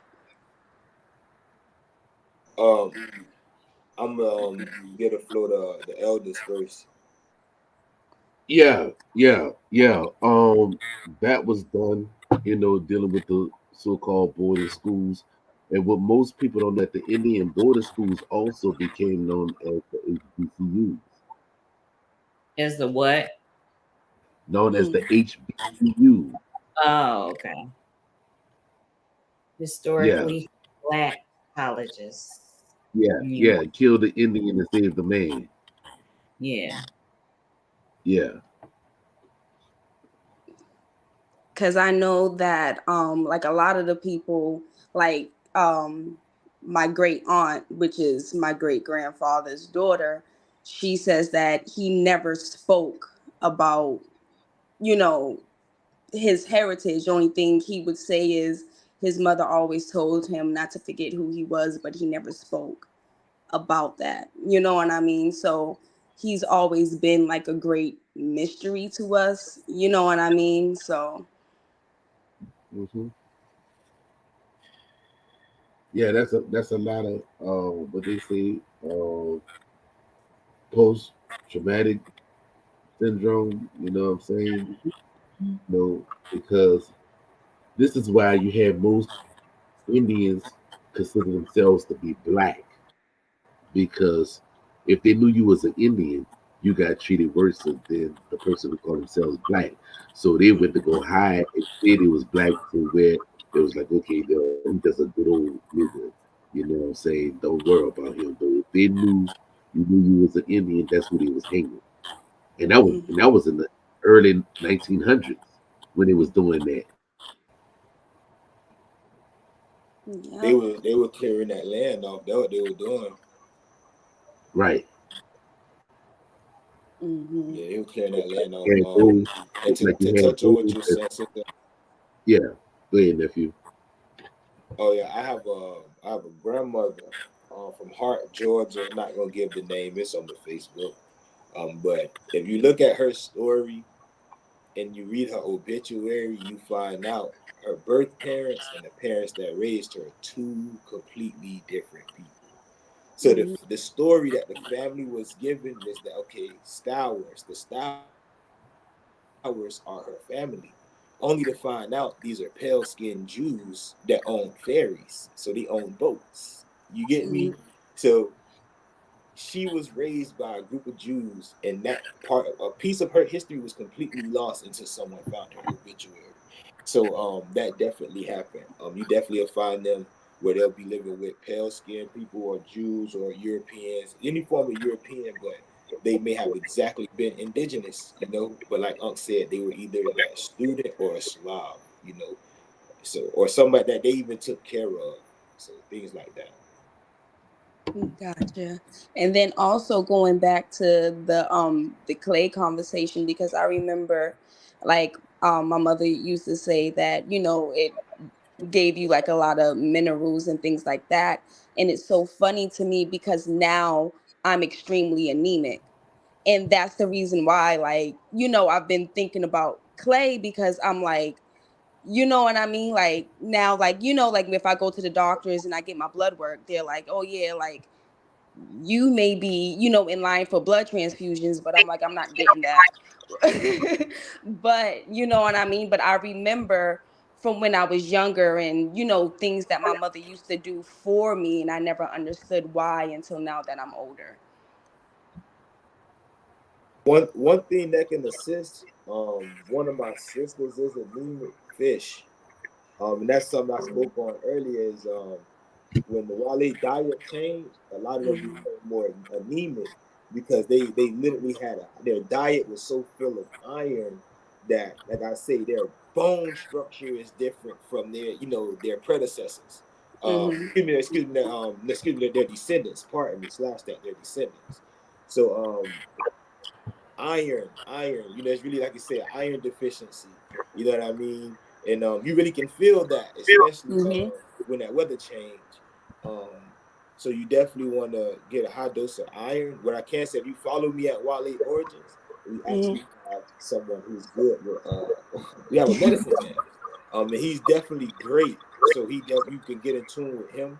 And he can make sure that your health is a priority. That your health is a priority, but you know exactly what to use. And trust me, he's definitely great because his daughter done helped me with something, and she's 6 years old. So I know he know what he's talking about. Mm-hmm. Okay. Cool. Thank you so much. Yeah, because I know like a lot of people, they be like, yeah, when people are anemic, they eat a lot of ice because, it's a pica or whatever. And I'm like, no, I'm craving something. There's something that I'm missing because there's something that the ice, like it's not the ice. And I tell people all the time, it's not the ice that I'm craving. It's that grainy, it's something in my diet that I'm missing. Right. That's why you having So those make cravings. just make what you do is,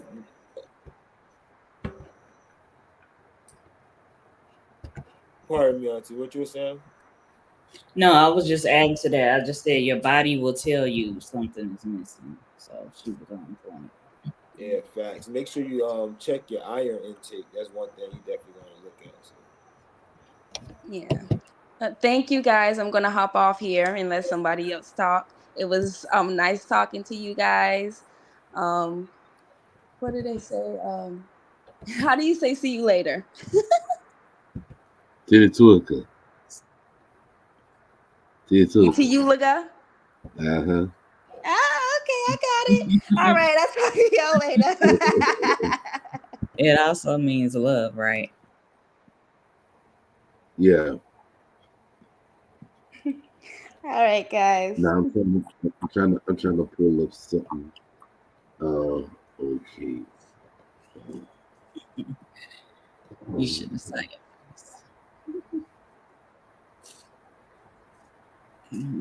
Anybody else got any questions? Lamont said the schools, those missionaries were they did have those missions under the FNA Masonic orders.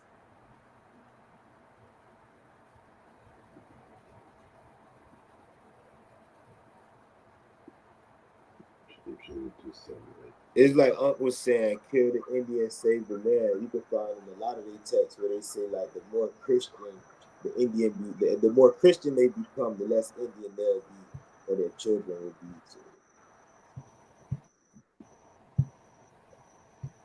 Yeah, I had a coworker. I'm about to pull up the info. Go ahead. But his mama was Cherokee, his daddy was white, and they tried to make him go to those mission schools. And his I'm trying to pull mama, up the older than me, he was in his nephew. 60s, and she hid him so he wouldn't have to go to that school. Right. You remember we was talking about that last week, Auntie. We was dealing with the guys, some chiefs giving their nieces away and things like that. And the niece like, hold on, I want to raise my baby traditionally in the European, like, nah, when he turned 12, 13, I'm coming to get him. And eventually these the same people that end up selling off the land. So the mothers knew what they was doing. They was trying to stop, those transactions from going on. But I do want to ask this on something spiritual. You remember, you know about the meeting between the tribes, the different tribes, and everyone was telling their story, their creation and migration story. He's still there? You still there, Paul? I couldn't see the camera. Yeah, he was Yeah. frozen for a second. Okay. So what I was thinking is with some groups, oh wait, never mind. You put that up. I bring that up on the phone. My bad. That's it right there. That's Ogunlogi. Facts. That's what I was talking about. That they say burnt down on the inside. And they fixed it up. Okay. Yeah.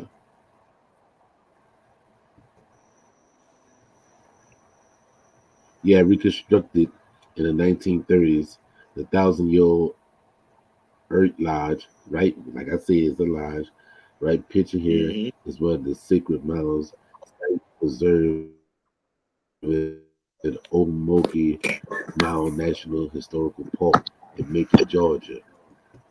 Could this be a park? That's what I sent you? It's approved by Congress that the Park Okeechobee mound will be co-managed by the Muskogee Nation for more than 180 years ago. But yet, how that's your ancestral land, but you from the West? Right, and that's exactly the that's the foundation of the bill. It's like, okay, this was a thriving, say it's a thriving indigenous center, 8,000 BC, or excuse me, 8,000 to 1,000 BC. This is before the Swift Creek culture. This is before the Depth Fort culture. You get them? This is before all of this. So at what Right. point can they claim it? So it says now the That's before. Muskogee. My bad. That's the before the coming out of Africa theory. Come on, listen, and they say, and this is the thing, with us knowing for a fact these lands were occupied for hundreds of thousands of years, there's no reason for them to say that that this park should be co-managed by the Muskogee, you know, because let me read the second paragraph. It says, now the Muskogee, one of the largest tribes in the southeast, in the south, in the United States, and local partners are leading and it says Intuitive. tentative to Yeah, declare intuitive. Yeah. Okmulgee Mounds the first national park in Georgia. If successful, Okmulgee will also be the first national park co-managed by a removed tribe, one of the five forced from their lands in the summer of 1836 in a tragedy that history recalls as the Trail of Tears. So again, it says that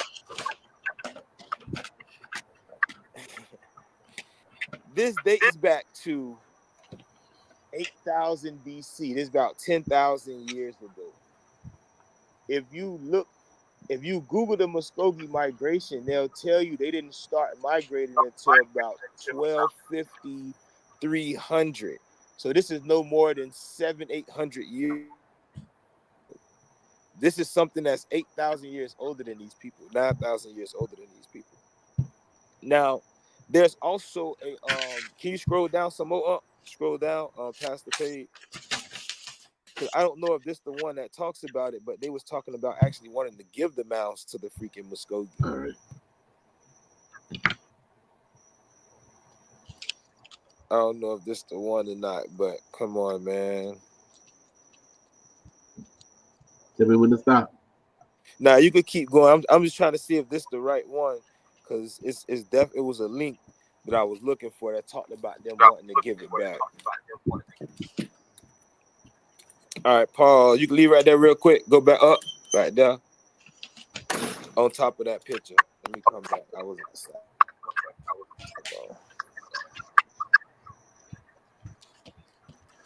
Go up some more of the next two paragraphs. Let me see. All right, right there. So it says the land of bubbling water. The earthen mounds were built by hand around AD 900. This is 300 years before the Muskogee migration. With water brought from the nearby river, giving the site its name. Okmulgee is a Hichiti word in the Muskogee language for bubbling water. So this can also be found as Kolamoki, which I was gave a bone to people. That's the same name, and the same as Kalamagi, which you will find in Yuchi. But it says early Mississippian people used these mounds for a variety of significant purposes, including as funerary sites containing 100 graves and the village chief's residence on the tallest mound. So they gave you multiple purposes on what the mounds are actually for. The arrival of the British in 1690 attracted more Europeans, all wanting to stake a claim in the traditional Muskogee territories. In time, the Muskogee and other tribes were forced to relocate to Oklahoma, where the Muskogee set up its modern capital of Okmulgee. Their ancestral home was sold off to local families. Question: how could this be their ancestral home if this was built before they got there? Right. This is one of the mounds that they've taken over. The same thing with Kolamoki.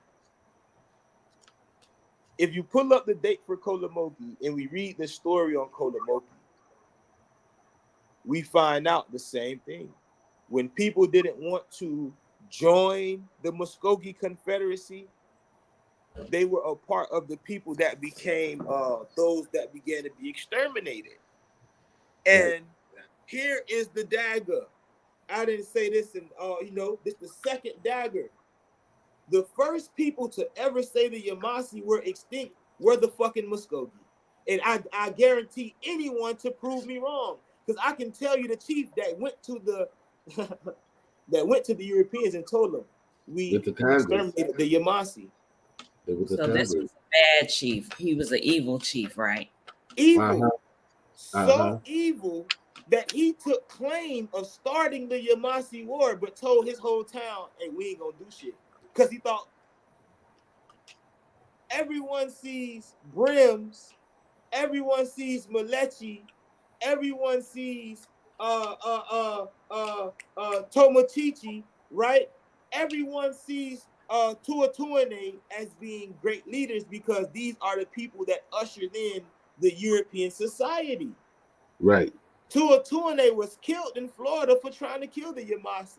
But then you go to English and tell the people that these your ancestors, and you went to war against them and got smoked. And when he got smoked, the whole town of Coweta joined to go kill the Yvmvse. So this is where you get chiefs like Cherokee Leachy or Cherokee Killer, who was Yvmvse and Wale, but he didn't like Coweta, nor did he like any Cherokee. For the simple fact that Coweta was the town that the Yvmvse Cherokee chiefs were massacred in. You can look up the meeting in Tougaloo, which is a Yuchi town. Yvmvse chiefs were murdered by Coweta for a war that Coweta started. And they was on their way back to a Cherokee town. But these words are said in Yuchi. So who the fuck were these people for real? Were they Yvmvse Cherokee, or were these people that was a part of Yvmvse Confederation that had Yuchi bloodline? This is the information that we got to get into. Because all of these towns, each one of these towns, they give credit to a later people. A later people. Not somebody that's 200 years in range where we can say, damn, 200 years, carbon dating. Shit, man, them just might be the same people. You're not finna get a fucking 8,000 year gap and tell me that these are the same people. You're not gonna tell me that you come out the mouth of the ground in the West and you came to the East. You're not gonna claim the East as being your ancestral land, your shit in the West. And it makes sense as to why mound and mountain in your language is the same, because you can cloak what's really being said. You can cloak, you can hide what's really being said. So I'm not saying that they aren't mound builders, but their rightful place isn't here. And it's going to take people to get their families together for us to combat this type shit. Look at this. This is like somebody telling you he your granddaddy and the nigga's for legit 4 years old, but he your granddaddy. This is what's going on. This is the type of scholarship that's going on. You're giving things to a people and you say their ancestral home was sold off to local families. Bullshit, it wasn't theirs. They sold the land that wasn't theirs. And here's my point. Hold on, let me build. The Shawnee come from the sky and the water. The Yuchi come from the sun. This is what we hear, right? The Muskogee come out of the ground. So who got the claim to the fucking land? You don't belong on the land. You in the water. So if you listen to the Muskogee story, what did they say? The Yvmvse held hands and walked in the water, no longer to be seen again. The ancient ones disappeared. These are people from the sky, they just disappeared. So what you did was got the stories that said, since we come from the land, we have the right to sell this shit off. That's what happened, and I'm gonna prove it. And I'm gonna prove it. I'm gonna prove it.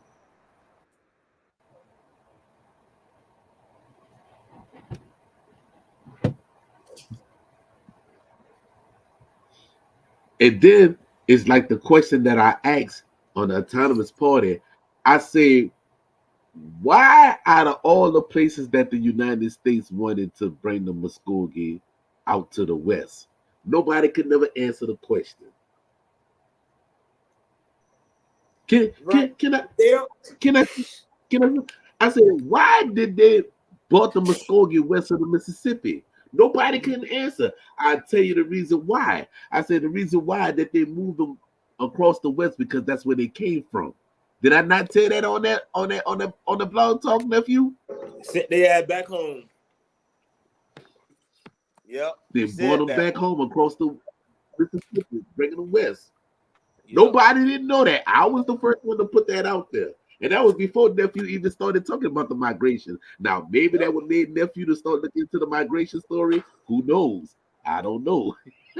I ain't gonna lie. That made me go harder because I was looking into the origins of the people in Fort Gaines, Right. Then when I was like, hold on, if you look at their story basically say that they were conquered by people that was incoming from the West. And then I end up hearing the video. I'm like, you know what? As I always say, I hear it, then I read it. When I read it, it's official. It's officially stamped. Like once I read it, so I ended up grabbing this book, and it's a book that, like I say, I'll never give online, but it gives all of the names of the people conquered during that migration. So you definitely made me step my game up and go be like, you know what? Let me look at exactly what happened. You said that book. What's that book name again? I'll DM it to you, Auntie. I'll actually DM it to you because I can't let them have it. They gonna take we're not gonna put it. We're not gonna put it out in the mainstream. Yeah, they go. Hey, that's for a reason and a purpose. Facts. What I'm gonna do? Okay. I do have it PDF, so I'm gonna send you the whole thing. You know what I'm saying? I'm gonna send you the whole PDF. I actually have the full PDF, but I want to you could build. I'm gonna look for this migration story, and I'm gonna try to read it to y'all from the actual book. I want to send it now. No, say the whole out. Listen, baby, it's done for a reason and a purpose. It's done for a reason and a purpose, and I'll tell you the reason why. Because nobody didn't speak on this. This coming from people who are real tribal members, right? And when we come out there and we put the information out there, people run with the information like they're the ones that found it. You know what I'm saying? But if you want to know, right, come to one of the ceremonies. Come to one of the ceremonies. Because I mean, I wish I can go and find that autonomy thing to where I could show when I actually broke down that information about it. Yeah, it shouldn't be cheating, nephew. That's dealing with that because it just like when I broke down, I said everybody was asking how did Coconina get inside of the mummies of Egypt. And I said the reason why that happened because when you had the priests of the Mayan culture travel to Egypt, they bought coconina and they bought maize. That's how you wind up with maize in Egypt.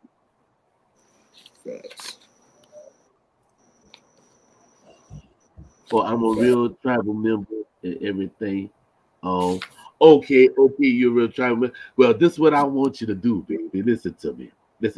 If you're not friends with me on Facebook, become a friend of mine on Facebook and we can chat off of that. You know what I'm saying? Because you say you're a real tribal member. So I'll ask you what tribe you come from, your clan and bands or whatever, But the Mayans were the one that bought the maize over there and bought the coconina over there as well. And because remember, the priest was the only ones that was privy to that because the coconina, that was a medicine plant. So the medicine plant that was done by the medicine society, you know what I'm saying? And that was bought to be part of the tradition of burial, you know what I'm saying? Because not only did they have coconina in the Egyptian mummies, but you also had coconina in the American mummies. and Hollywood didn't know this. And you know what? And that's so funny. I'm glad that we go into that route because the movies that was done, you had the Return of the Mummy. They showed you in Egypt, and then they say the Return of the Mummy. When they went to China, right? They went to China. They were talking about dealing with what's them warriors? The Stone Warriors, the Kata Warriors. I think that's over there in China, and it was talking about the Emperor of China being mummified, but yet they didn't come out with the mummy of the Americas, and I wonder why they only stopped. Now they did Egypt, which is in Africa, then they did China, which is in Asia, but then they didn't do the mummy of the Americas. Now, I'm giving the title out there, so Walt Disney, I'm letting you know now. If you come out with the mummies of America's, bitch, I'm suing. But I I'm did no I did because send you did the Return of the Mummy Part 1 and Part 2 that was dealing with Egypt, and then you did the mummy in China, which is in Asia, right? But you stopped there, but you didn't do the mummy of Americas. Why? Why you didn't do the mummies of America?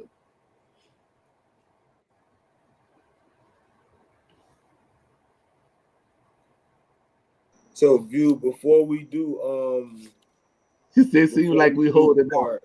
It's not. It's So not hold." they She they said, feel "It seems like we like holding out." No, we're not holding out. Some secrets are best kept sacred, if that makes sense.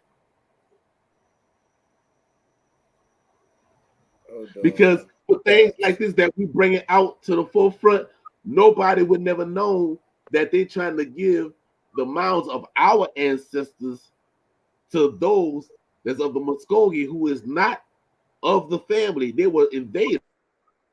Facts. So now you about to give our ancestral lands to those who not of that land. Right. Facts. So let me touch on some of these points. This is dealing with the migration, and this story was copied down in English, and before anybody, Alexander McGilvery, his sister, is the one who actually gave this story. um so I'm just going to read certain points. So to start off, it says, when the Spanish conquered Mexico, everyone knows that this fair country of North America was inhabited by a gentle people, which, having no knowledge of firearms, was easily subjugated. It only had courage and numbers to oppose the murderous arms of its enemies. In a word, it was defenseless. For what availed a bow and arrows against the artillery of an army, feeble in numbers, indeed, but warlike, intrepid, and led on by an insatiable thirst for gold, which this too trusting people had been unfortunate enough to display to their eyes. Montezuma reigned then in Mexico. Seeing that it was impossible to arrest the progress of the Spaniards, he called to his assistance the peoples that were the neighbors to his states. The nation of the Muscoquis, known now under the name of Crees, who formed a separate republic in the northwest part of Mexico, and who had numerous warriors, offered him assistance formidable for any enemy other than that of a disciplined army, such as that as Cortez and his Spanish commanders.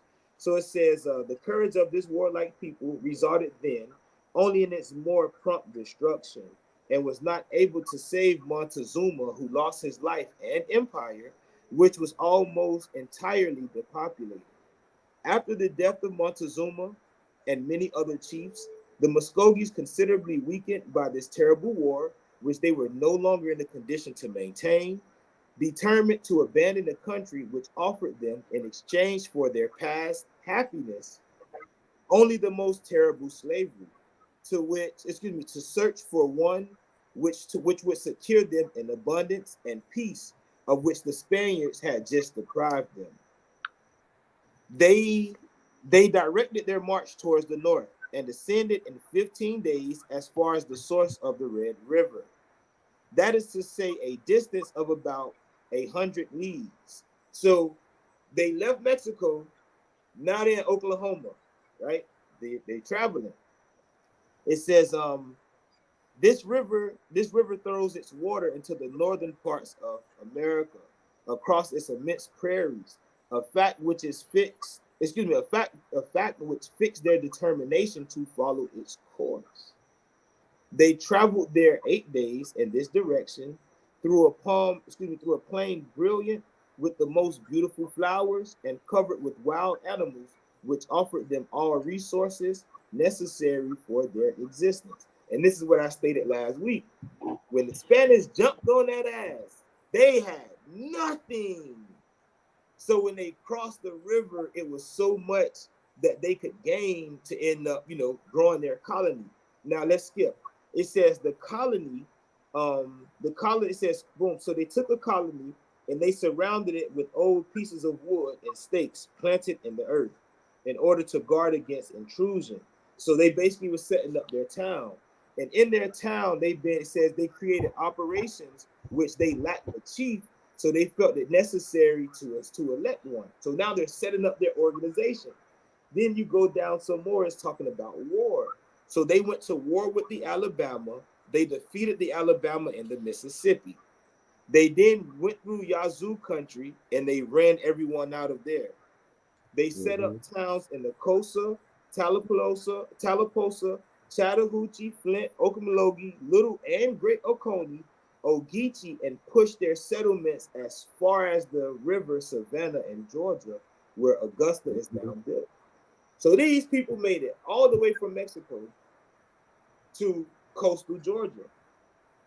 Then it says that they conquered the Tuckabatchee, they conquered the Okja or the Okjai, and that these towns had sought asylum.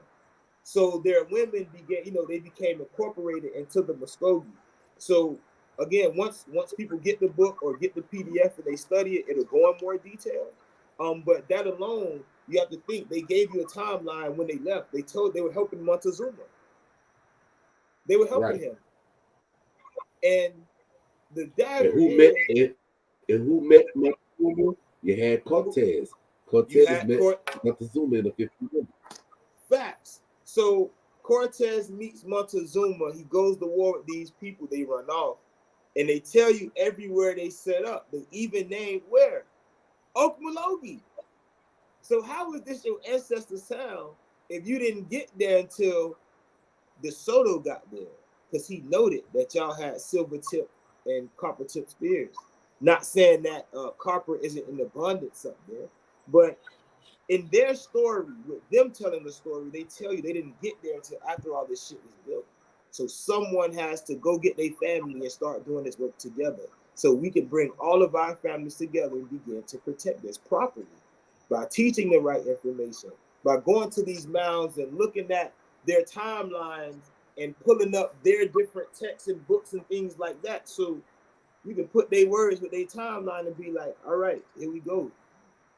This is what it is. How the story goes, nephew, because when it says give them enough rope to hang themselves. Actual facts. Let them hang themselves. Actual facts. Yep. Because when you go to Kolamoki and they telling you about the buildings of the mounds, and they gonna tell you about Swift Creek culture and all of this different stuff, it's like, wait, y'all know what you're already saying, right? And they don't know. A lot of them people that work out there don't really know. A lot of them people don't know. They don't really know. A lot of people don't know.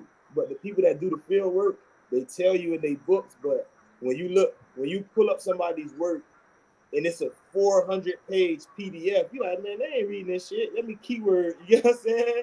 Let me keyword real quick. But if you took the time and find out the printed work, those people are not, the people that do the work, they're not afraid of telling you what it is. It's the ones that don't do the work, that create work off the work, that that hide what's what. They'll say we found 3,000 skeletons, but they won't give you the classification or the category of these skeletons. They'll tell you, oh well, the Indians died of smallpox, but they won't tell you shit.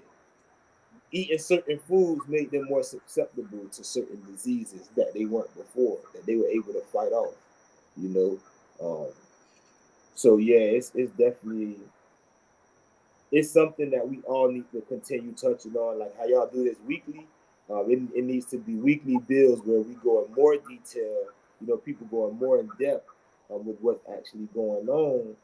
Because, like said, people would not know that they would be giving the mounds away if this wasn't being spoken about. And see, and that would set this platform here separate from other platforms that y'all see. We deal strictly and specifically when we talking about our family. This is what we speaking about, our family. Right. That's what we speaking about, our family. We not speaking about nobody else's culture. We talking about, this is why it is called the Southeastern Talking Stick, because we talking about our family, from our family perspective, dealing with our tribal nations, and we know who was here because we saw them come in and we saw them go out. Right. And then it's like with that, everybody not privy to everybody family secrets. It's like or even personal secrets. Like somebody walk up on you and ask you a question right now. You're like, you know what I'm saying? Like, what? Like, some things are just sacred. And that's the difference between being, like said, being secret and sacred. That what a lot of people don't get about things like even the Masonic Lodge. They view the lodge as being secret. It's something sacred. Everybody can't get in. You can't argue in somebody else's house. That's why you're not privy to everybody's information. Because somebody will give you some information about their family, and that shit don't agree with your family story, you're going to want to argue. Right. Yeah. So are you going to get a minor in anthropology, mister? It's so crazy you ask that. Watch this. I can go on my phone right now and Google the studies for anthropology. I've been looking for a school in Georgia right now. This is too funny. Yeah, I'm asking that So because serious. Let me see if I can find it. I was thinking about going back to school online, and I was looking at the programs, and I already knew what the major was going to be, but they had a minor and it had anthropology. And I was like, because I have a cousin that's she has a degree in anthropology.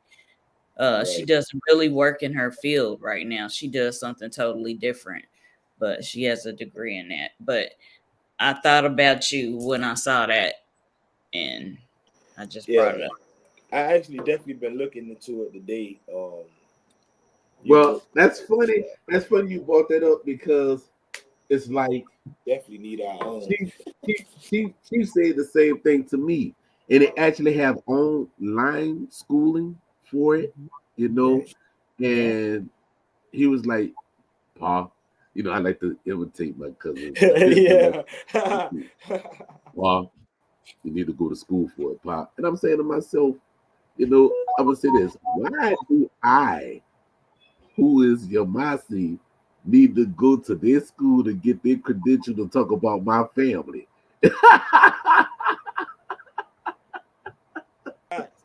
I had that same thing. I was like, you know what? Only reason I thought about going on is because like it might get me a certain dose. You get what I'm saying?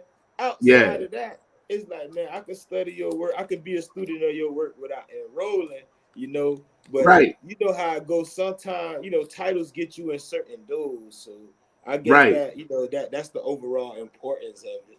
But eventually, because you got people that respect titles and everything because they be like, oh well, Dr. Such and Such said this, and Dr. Such and Such put their credentials on the line. Like Chief said, these people, they put not only their lives on the line, but their credentials. They go dealing with the whole community. The anthropologists, the archaeologists, the senators, the congressmen, all these people there.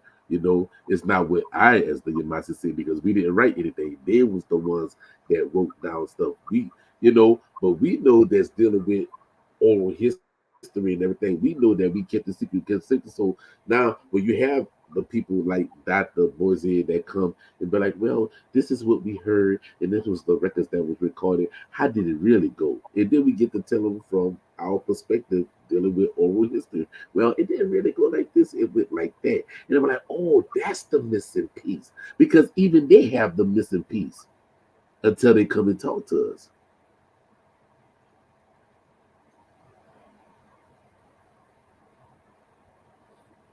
Yeah, but once again, your cousin was like, yeah, you need to go ahead on to Georgia Southern or Savannah State and Oh, establish that. true. For sure. But you know what?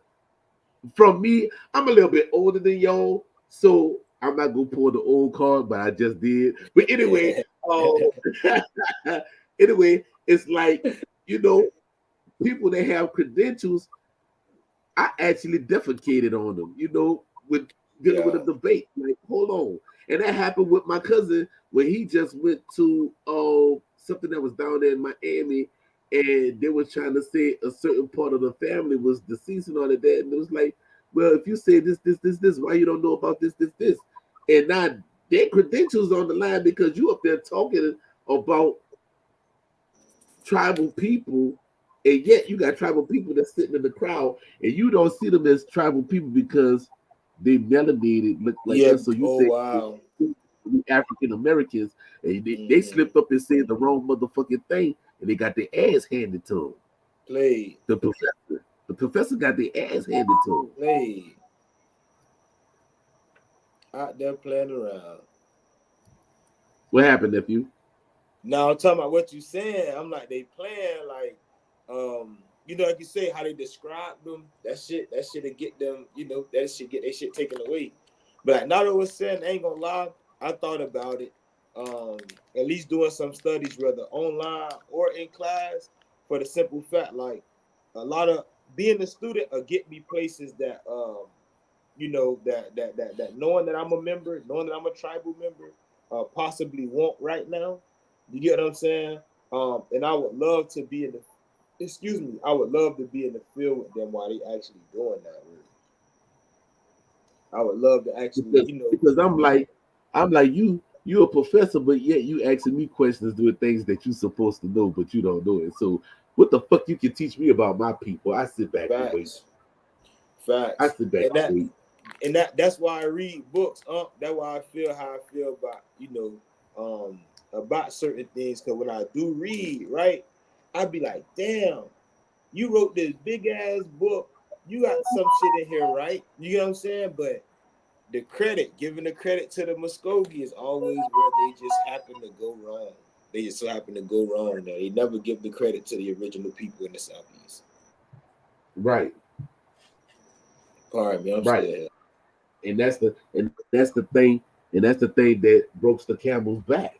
You know what I'm saying? And it's like you giving credence to people, and like hello, we here, like we not Right, extinct, we still here, you know, right. and that's what, like you said, you had those of the Muskogee were like, yeah, the Yvmvse extinct, they don't exist no more. And then even in the Carolina papers and the stuff, they say any tribe that's against the government or enmity with the law should be deemed extinct. And that's the same thing that they did with the Taínos. You know what I'm saying? And this Right, is the reason why they had to do extinct, not extinct by weight of debt, but extinct by the weight of the pen. right. And what I noticed too is, once you stop practicing ceremony, once you stop practicing your culture, technically you are extinct because you're not doing what make you you. Right, Speaking your language, you get what I'm saying? right. All of that stuff make you you. Then when that's not That's why. being done no more, That's why I always say you may be Indian by blood, but what about your culture and your ceremony and your rights? You know how you go to the mountain and talk to your ancestors in the English language?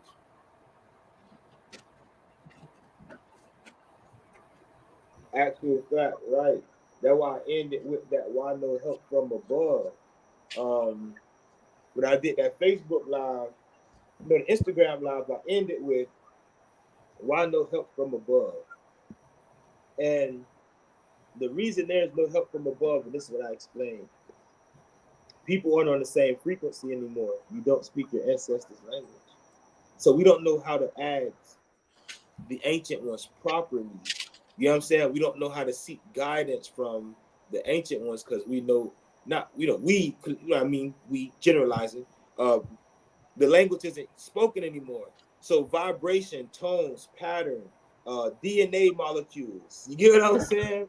Vibration Right. literally forms and shape who you are. And if we're speaking this language, no wonder we look more English than our ancestors.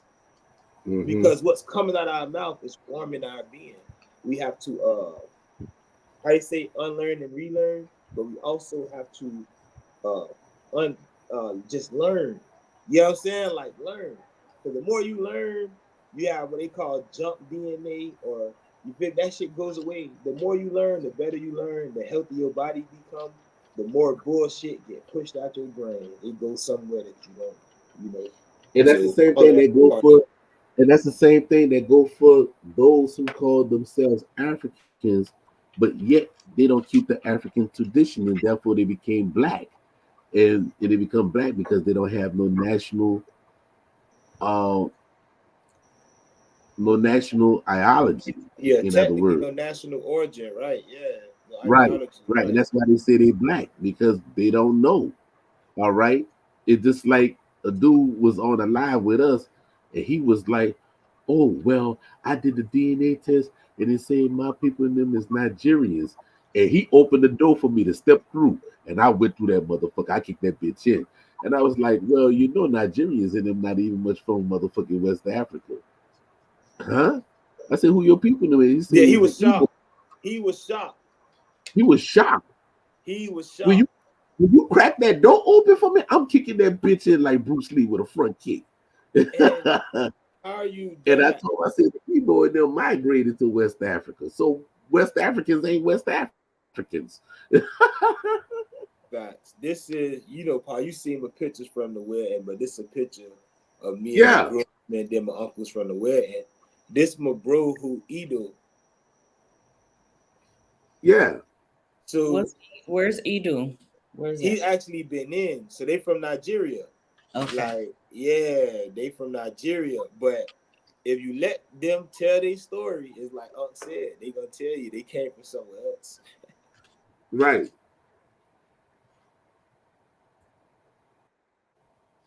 You know, and I'm like, and I'm trying to just keep on saying black, black, black. And I'm like, dude, because you calling yourself black, that is self-perpetuating genocide on yourself because you don't know your culture, you don't know your heritage, you don't know nothing. The only thing that you know that you came from Africa, where Africa is a big ass continent. So where the fuck you come from? Right. Facts. And one of the elders dropped, I put 3 who screened it out for me. It was Monte, Ha, Dagger, Facts. That was 3. The 4th one is like what you repeat what you said, Unks. I want to touch on that. Repeat the last sentence you said.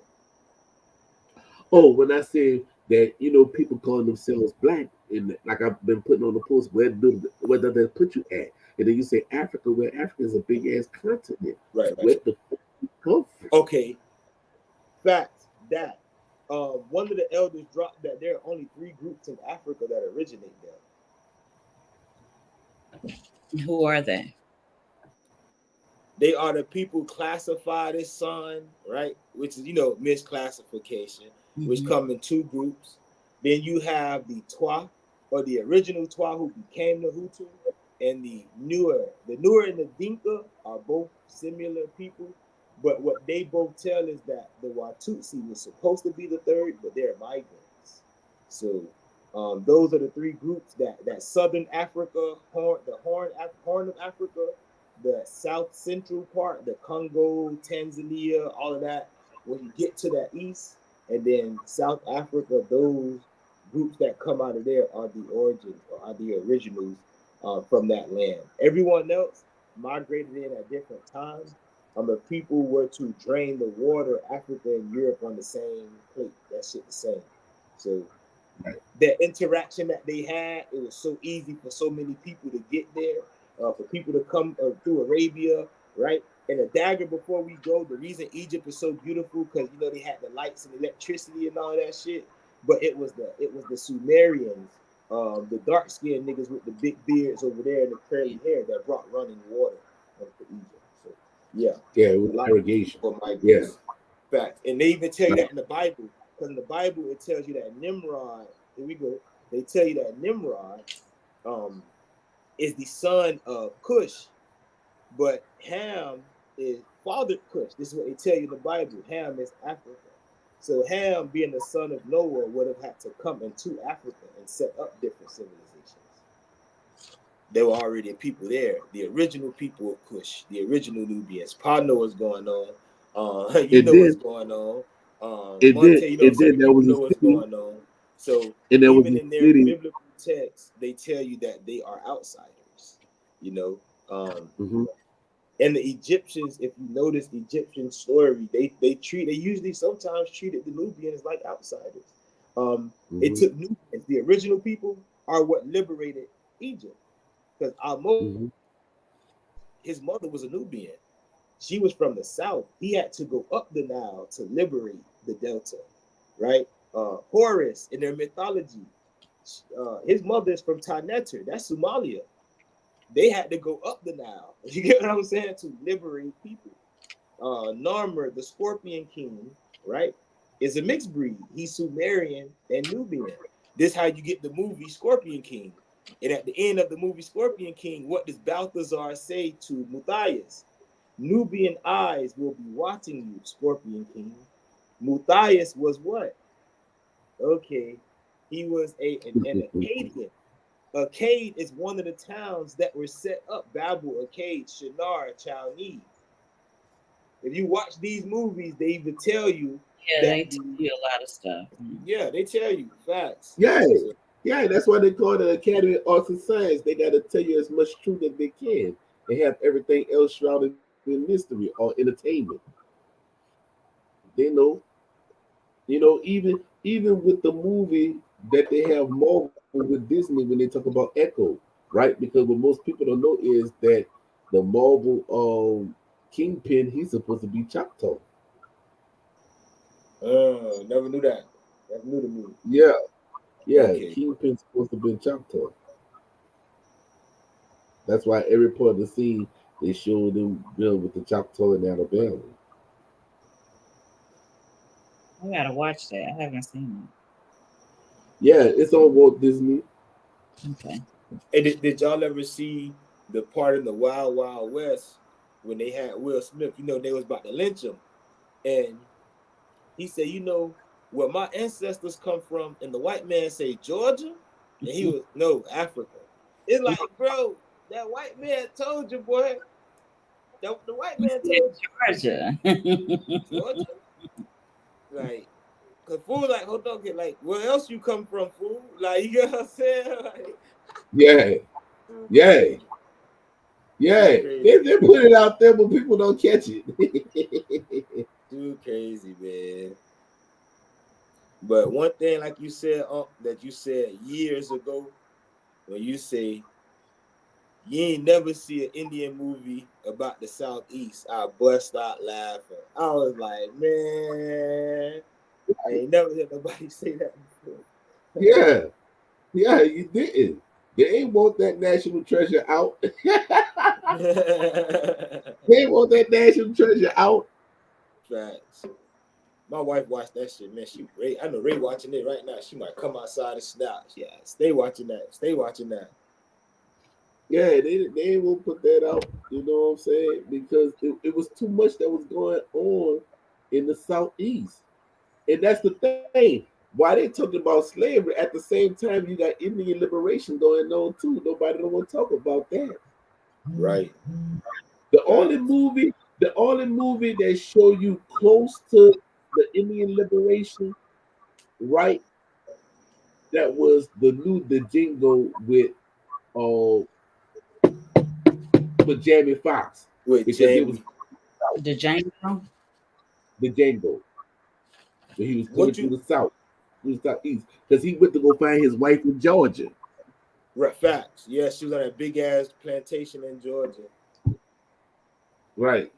What you think about the movie they made about Nat Turner? I don't know if you've seen it or not. Because I ended up finding out that Nat Turner's wife was not a way. Not away. Not Yeah. only, yeah, Yeah. yeah. And you put some things together, it's like there definitely was indigenous people behind that. You get what I'm saying? Because Right. Yeah. when indigenous when we went to war, everything got put down. We talking about everything, like, because it was to get rid of you completely. We talk about total annihilation, bitch, get rid of everything. Says wife spoke German. Birth of a nation, facts. Yeah, birth of a nation, facts. His wife spoke German. But them Yiddish Jews are some of the ones that were some of the first ones here. The Scots, a lot of the Scottish families were Jews, and a lot of those German families Jews. They definitely wouldn't doubt that. And that also supposed to have been dealing with the Amish too. The Amish and the Quakers. Yeah, the Quakers got their laws. Yeah. They minutes. They definitely kept their minutes. They should well document it.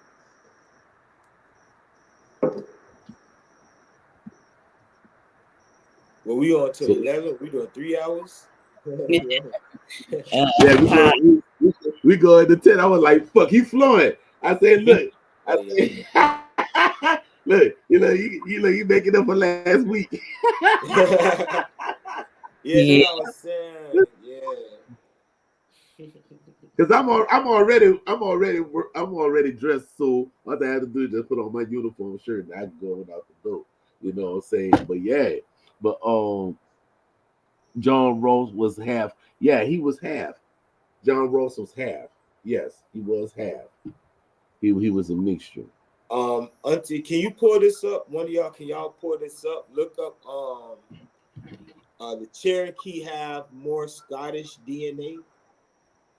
And I wanna read that. Yeah, it's gonna be talking about the Cherokee out west though. It's gonna be talking about how a lot of our families mixed back in. Um a lot of them they didn't even even like for instance a Creek for instance Alexander McGilvery, if you actually do his story, when the Revolutionary War, when it popped off, his dad actually went back to Scotland. I got some Scottish ancestry. Even got ancestors But from y'all know, England. where the Yeah. Scottish come from, right? Y'all know where the Scottish come from, right? Tell us, Pa. ALT. The Scottish was dealing with Scotta. She was a daughter of a pharaoh of out of Egypt or Kemet.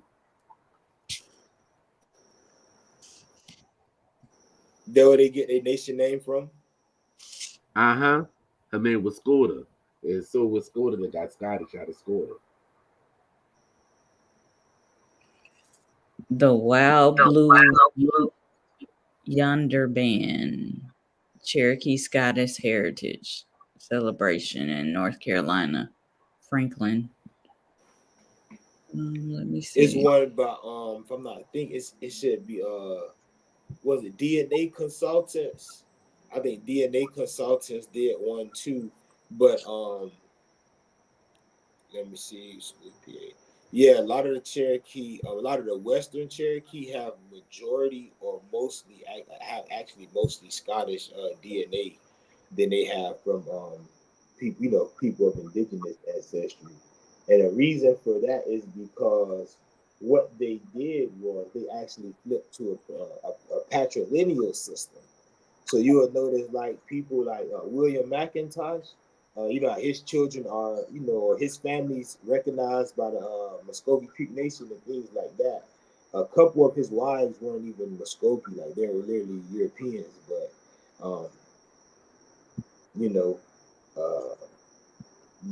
so that's a reason why a lot of them have that DNA in them. Who says John Ross, great grandfather's Cherokee?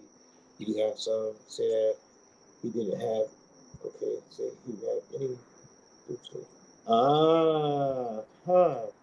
That's interesting. So that's probably why they was calling him a white boy, because he said there's some who say he didn't even have any Cherokee blood.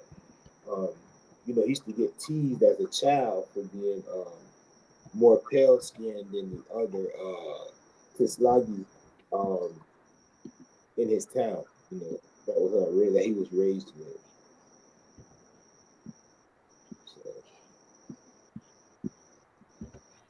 This was talking about Creek and Cherokee Indian or Scottish blood brothers. Right. So let me go ahead. You scroll down a little bit. It says December 27th. It's 2019. All right. So it says, in the U.S., more than 250 years ago, Creek and Cherokee Indian chiefs were more likely to have Scottish ancestry than Native American. Beginning some 250 years ago, there surfaced a curious phenomenon in the southeastern United States. Indian chiefs whose ancestry was more Scottish than Native American. Tribes such as the Creeks and Cherokees were matrilineal, so property and social status were passed through the maternal line. Your father could be Scottish, Greek, or Norwegian, but if your mother belonged to a high-ranking Creek family, you were a high-ranking Creek and stood a far chance of one day becoming a chief. So, with this being said, one thing I want to point out. They were able to decide who was high-ranking and who wasn't based on who was doing business with them. So if your mama or your uncle gave, somebody to that European, then you were considered of high rank. You were of importance to them. So it says many tribal fathers, instead of being squirmish about surrendering their daughters to the intruding white men, encouraged alliances, which they saw as a way to make connections and increase the tribal wealth. So again, they're selling their daughters, selling their nieces. This is prostitution. It's literally what it says. You call it what you want. This prostitution, because originally women got to choose who they wanted to be with. You could have presented the family with all type of shit, and if she said no, guess what? It was no. So now you have to do this in order to better the family name. All right. Because of this prevailing attitude, many tribal daughters who themselves often were of mixed European background, so a lot of these girls are already mixed, right? Would seek a white husband and have children who at least genetically were more European than Indian. One example was John Ross, also known as Little White Bird, who ultimately became the leading chief of the Cherokee Nation. His ancestry was 7/8 Scottish. May you go up for me while I was reading, on top of the picture? 7/8 Scottish, right there. Born in current-day Alabama in 1790. His father, Daniel Ross, was a Scottish trader, while his mother, Millie Ross, was 1/4 Cherokee herself, the daughter of a Scottish immigrant. So according to their blood quantum, her great-great-grandma was full blood. She was 4/4 and had a baby with a pale skin. So according to their chart, he's not Cherokee. Right, but they go by the one drop rule. If you have one drop of Cherokee blood, you're Cherokee. One, like Unc said, one drop Indian blood make you Indian, but one drop Negro blood make you Negro. Ain't the Negro and the Indian was the same person? Bingo! I said that shit last week.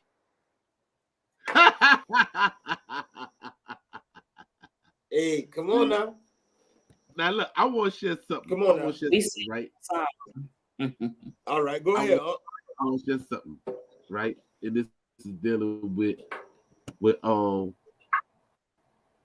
Lamont had asked. We could go here. I'm about to share it. Bam. Facts. Okay. Was Scotland named after Egyptian princess? In medieval Irish, it came up.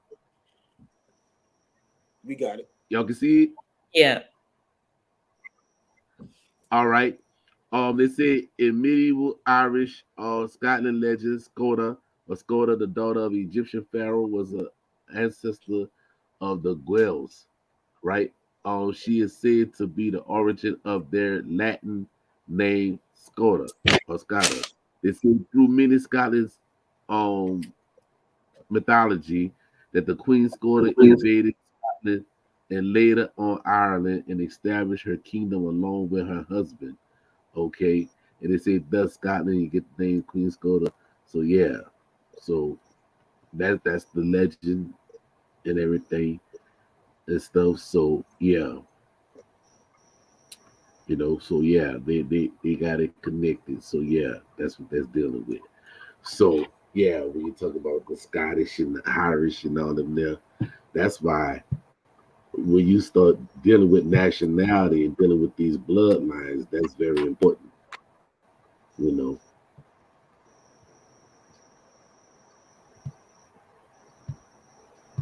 Yeah, so they shouldn't be wanting to go by any DNA test because Well, you shake a tree, there's a nigga in it.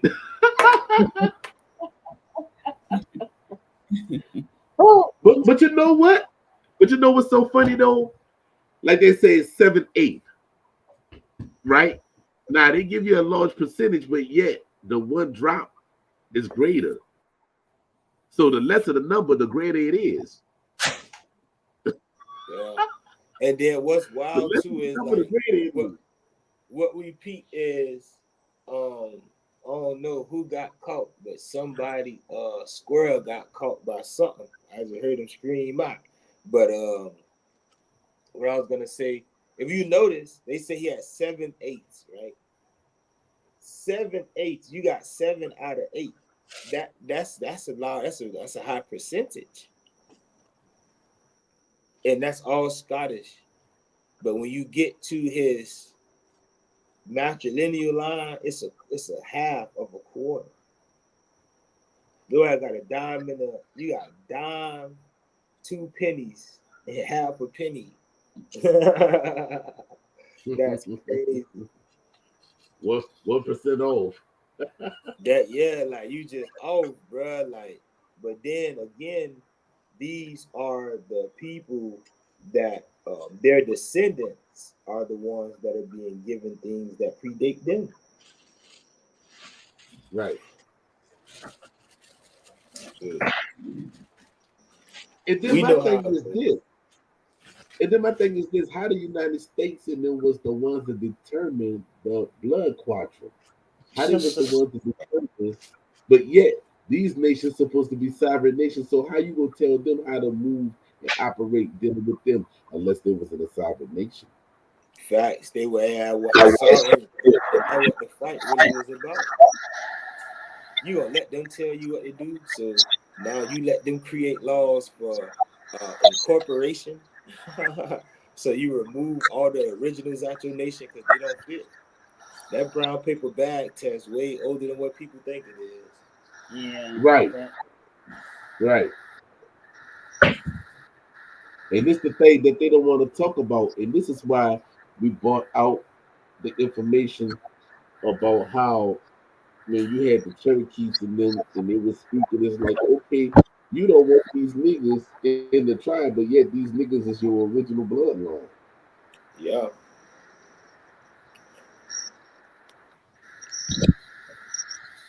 And you let somebody pay you hush money to keep that shit quiet.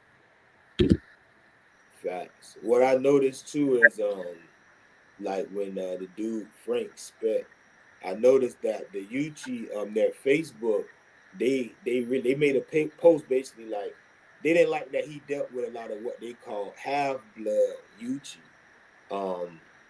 But in his writings, what he would explain is that the Yuchi look completely different physically than they did during the day that he met them.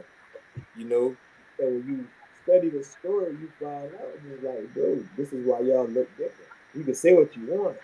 You know what I mean? What happened? How are you gonna say there were no quote unquote Negroes in the nation when those Negroes in the nation, as we found out last week and read from their works, spoke every language in the Southeast? Every major language they spoke it. But Mm-hmm. I'm gonna say that, oh, they had nothing to do with this, right? Or you'll say the children of the sun, and we know the children of the sun by their dark appearance, and you don't have that dark appearance. And the people that's living amongst you say, well, shit, it ain't too many of them around this motherfucker. The darker people on the plantation, you got an issue with that because the facts are starting to be brought to the surface.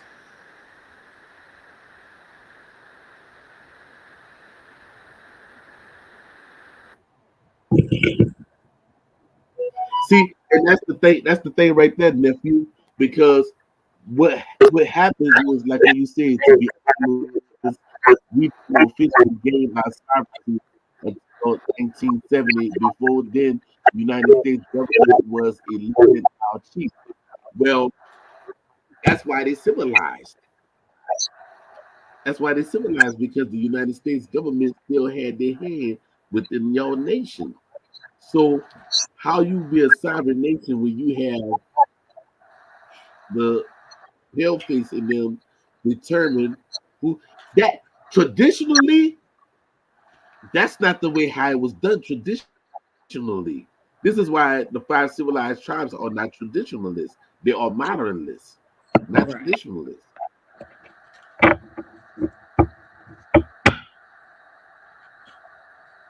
Because a chief is a chief for life until he does something wrong, and then the clan mothers will remove him. You didn't vote on no chief. You didn't have no elections. That was not up to the people. That was up to the grandmothers to appoint a chief. What's wild about that That was too, traditional. what's wild about him saying, about that fact too, is that hold on, is that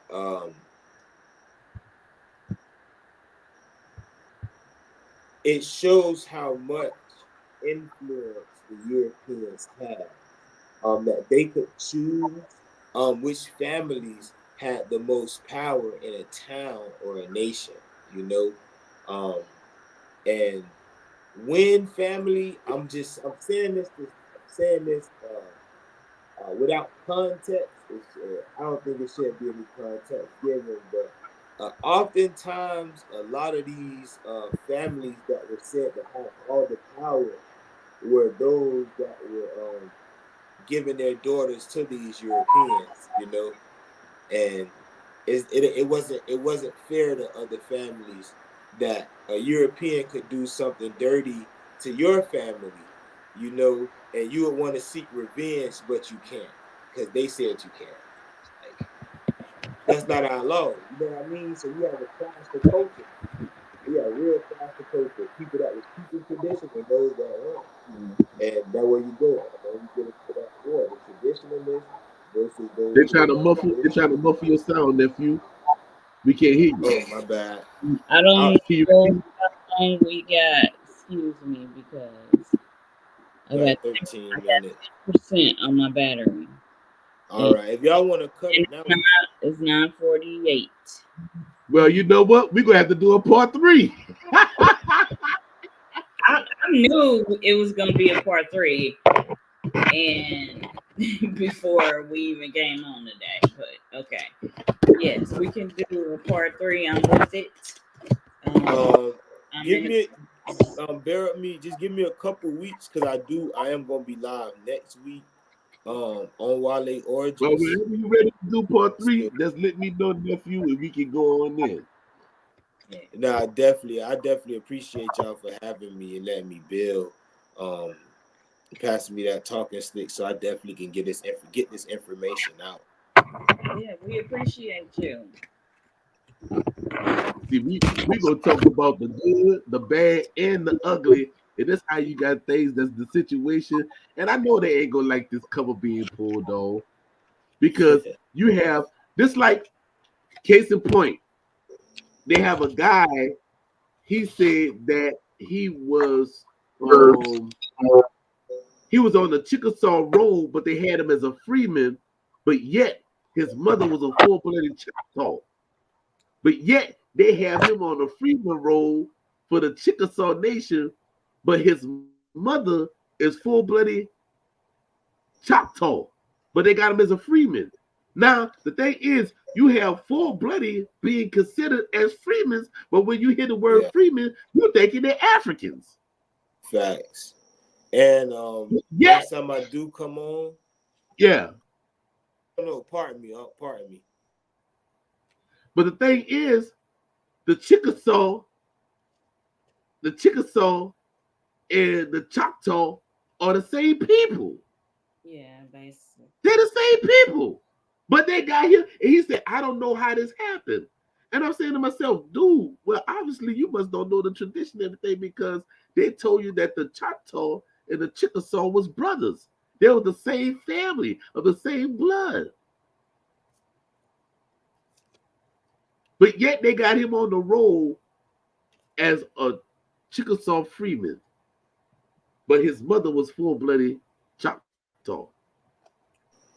That's crazy. They play games. When I do come back, I'm gonna show this video where this guy he actually got on the rolls because of his friend. I know you seen that video up. He actually got on the Chickasaw Road because of who his friend was.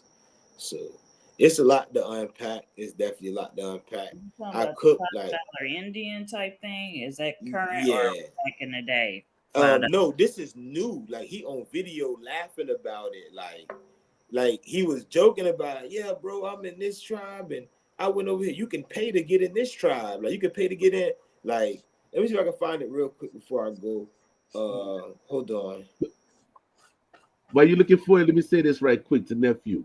I call him my Cherokee Hercules. My Cherokee Hercules. But even with that, dealing with clanship, you know, even though he had an African father, but he had a Cherokee mama or Choctaw or Chickasaw mama, you are with your mother is dealing with the clan. So tribally, he still would be a full-blooded Indian and not a half. Mm-hmm. He still would have rights because to the clan. You used to hear people, and look, you used to hear people say, "Oh, well, y'all got the same mama, but y'all got different daddies. Y'all stepbrothers and stepsisters." No, you come out your mama womb. That makes you full. Right, exactly. Yeah. You come out that same vagina. That make you whole. You might have different daddies, but y'all still whole by way of your mama. But hey, who am I to say? They gonna try to argue me down on that. But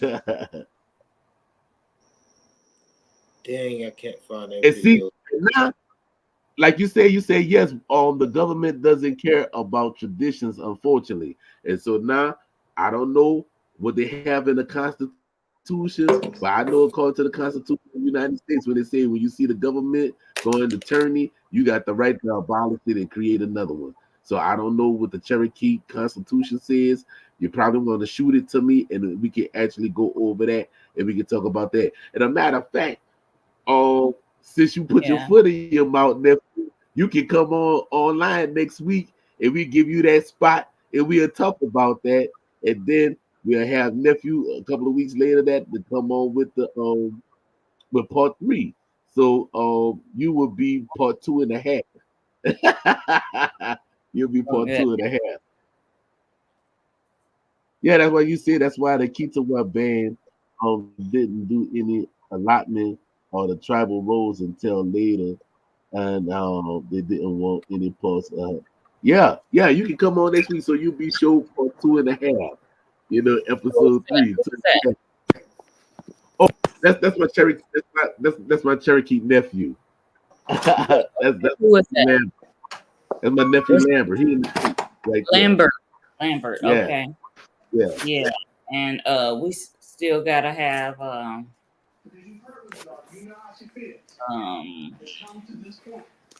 talk to you. Well, with all this other stuff that's coming up, he gonna have to be on the back end. We gonna save the best for last. I already know who you're talking about. Okay. Yeah, he go because we got too much that's coming up next month. So he'll probably have to be like in June. So everything is in the right timing, you know. All right. Lambert said he wanted to tap in, but we're gonna do all that next week, so you can tap in next week, so you can actually be a guest as well with my nephew. So we'll have both of y'all on at the same time and everything. Just shoot me your information in my DM on Facebook, and we can get the flyer started, and we can push out the blast. You heard me? So I'd like to say Mado. I also like to say Wadu. I also like to say Yokoki. I also like to say Shinobishi, right? I like to say thank you to all who came in the chat because y'all was asking some wonderful questions in there. And I also like to thank my nephew who passed the talking stick to. He came in, you know what I'm saying?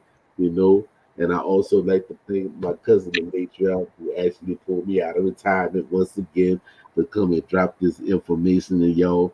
And we dealing with real tribal shit. We not talking about how this is Atlantis because it's not. We're not talking about how this is Egypt because it's not. That's We're not so talking valid. about we're not talking about none of that foolishness. We give you the raw, uncut cocaine over here. We're not putting no fentanyl in this. We're gonna get high off the real supply. We got it for you. And we will detox y'all from the other shit. You know what I'm saying? So y'all have a good night. I gotta go get on this night shift. You heard me? Because I'm not like other people that have blog talks and Instagrams and Twitter that talk about go ahead on and my cash app, and motherfuckers became millionaires off of misinformation.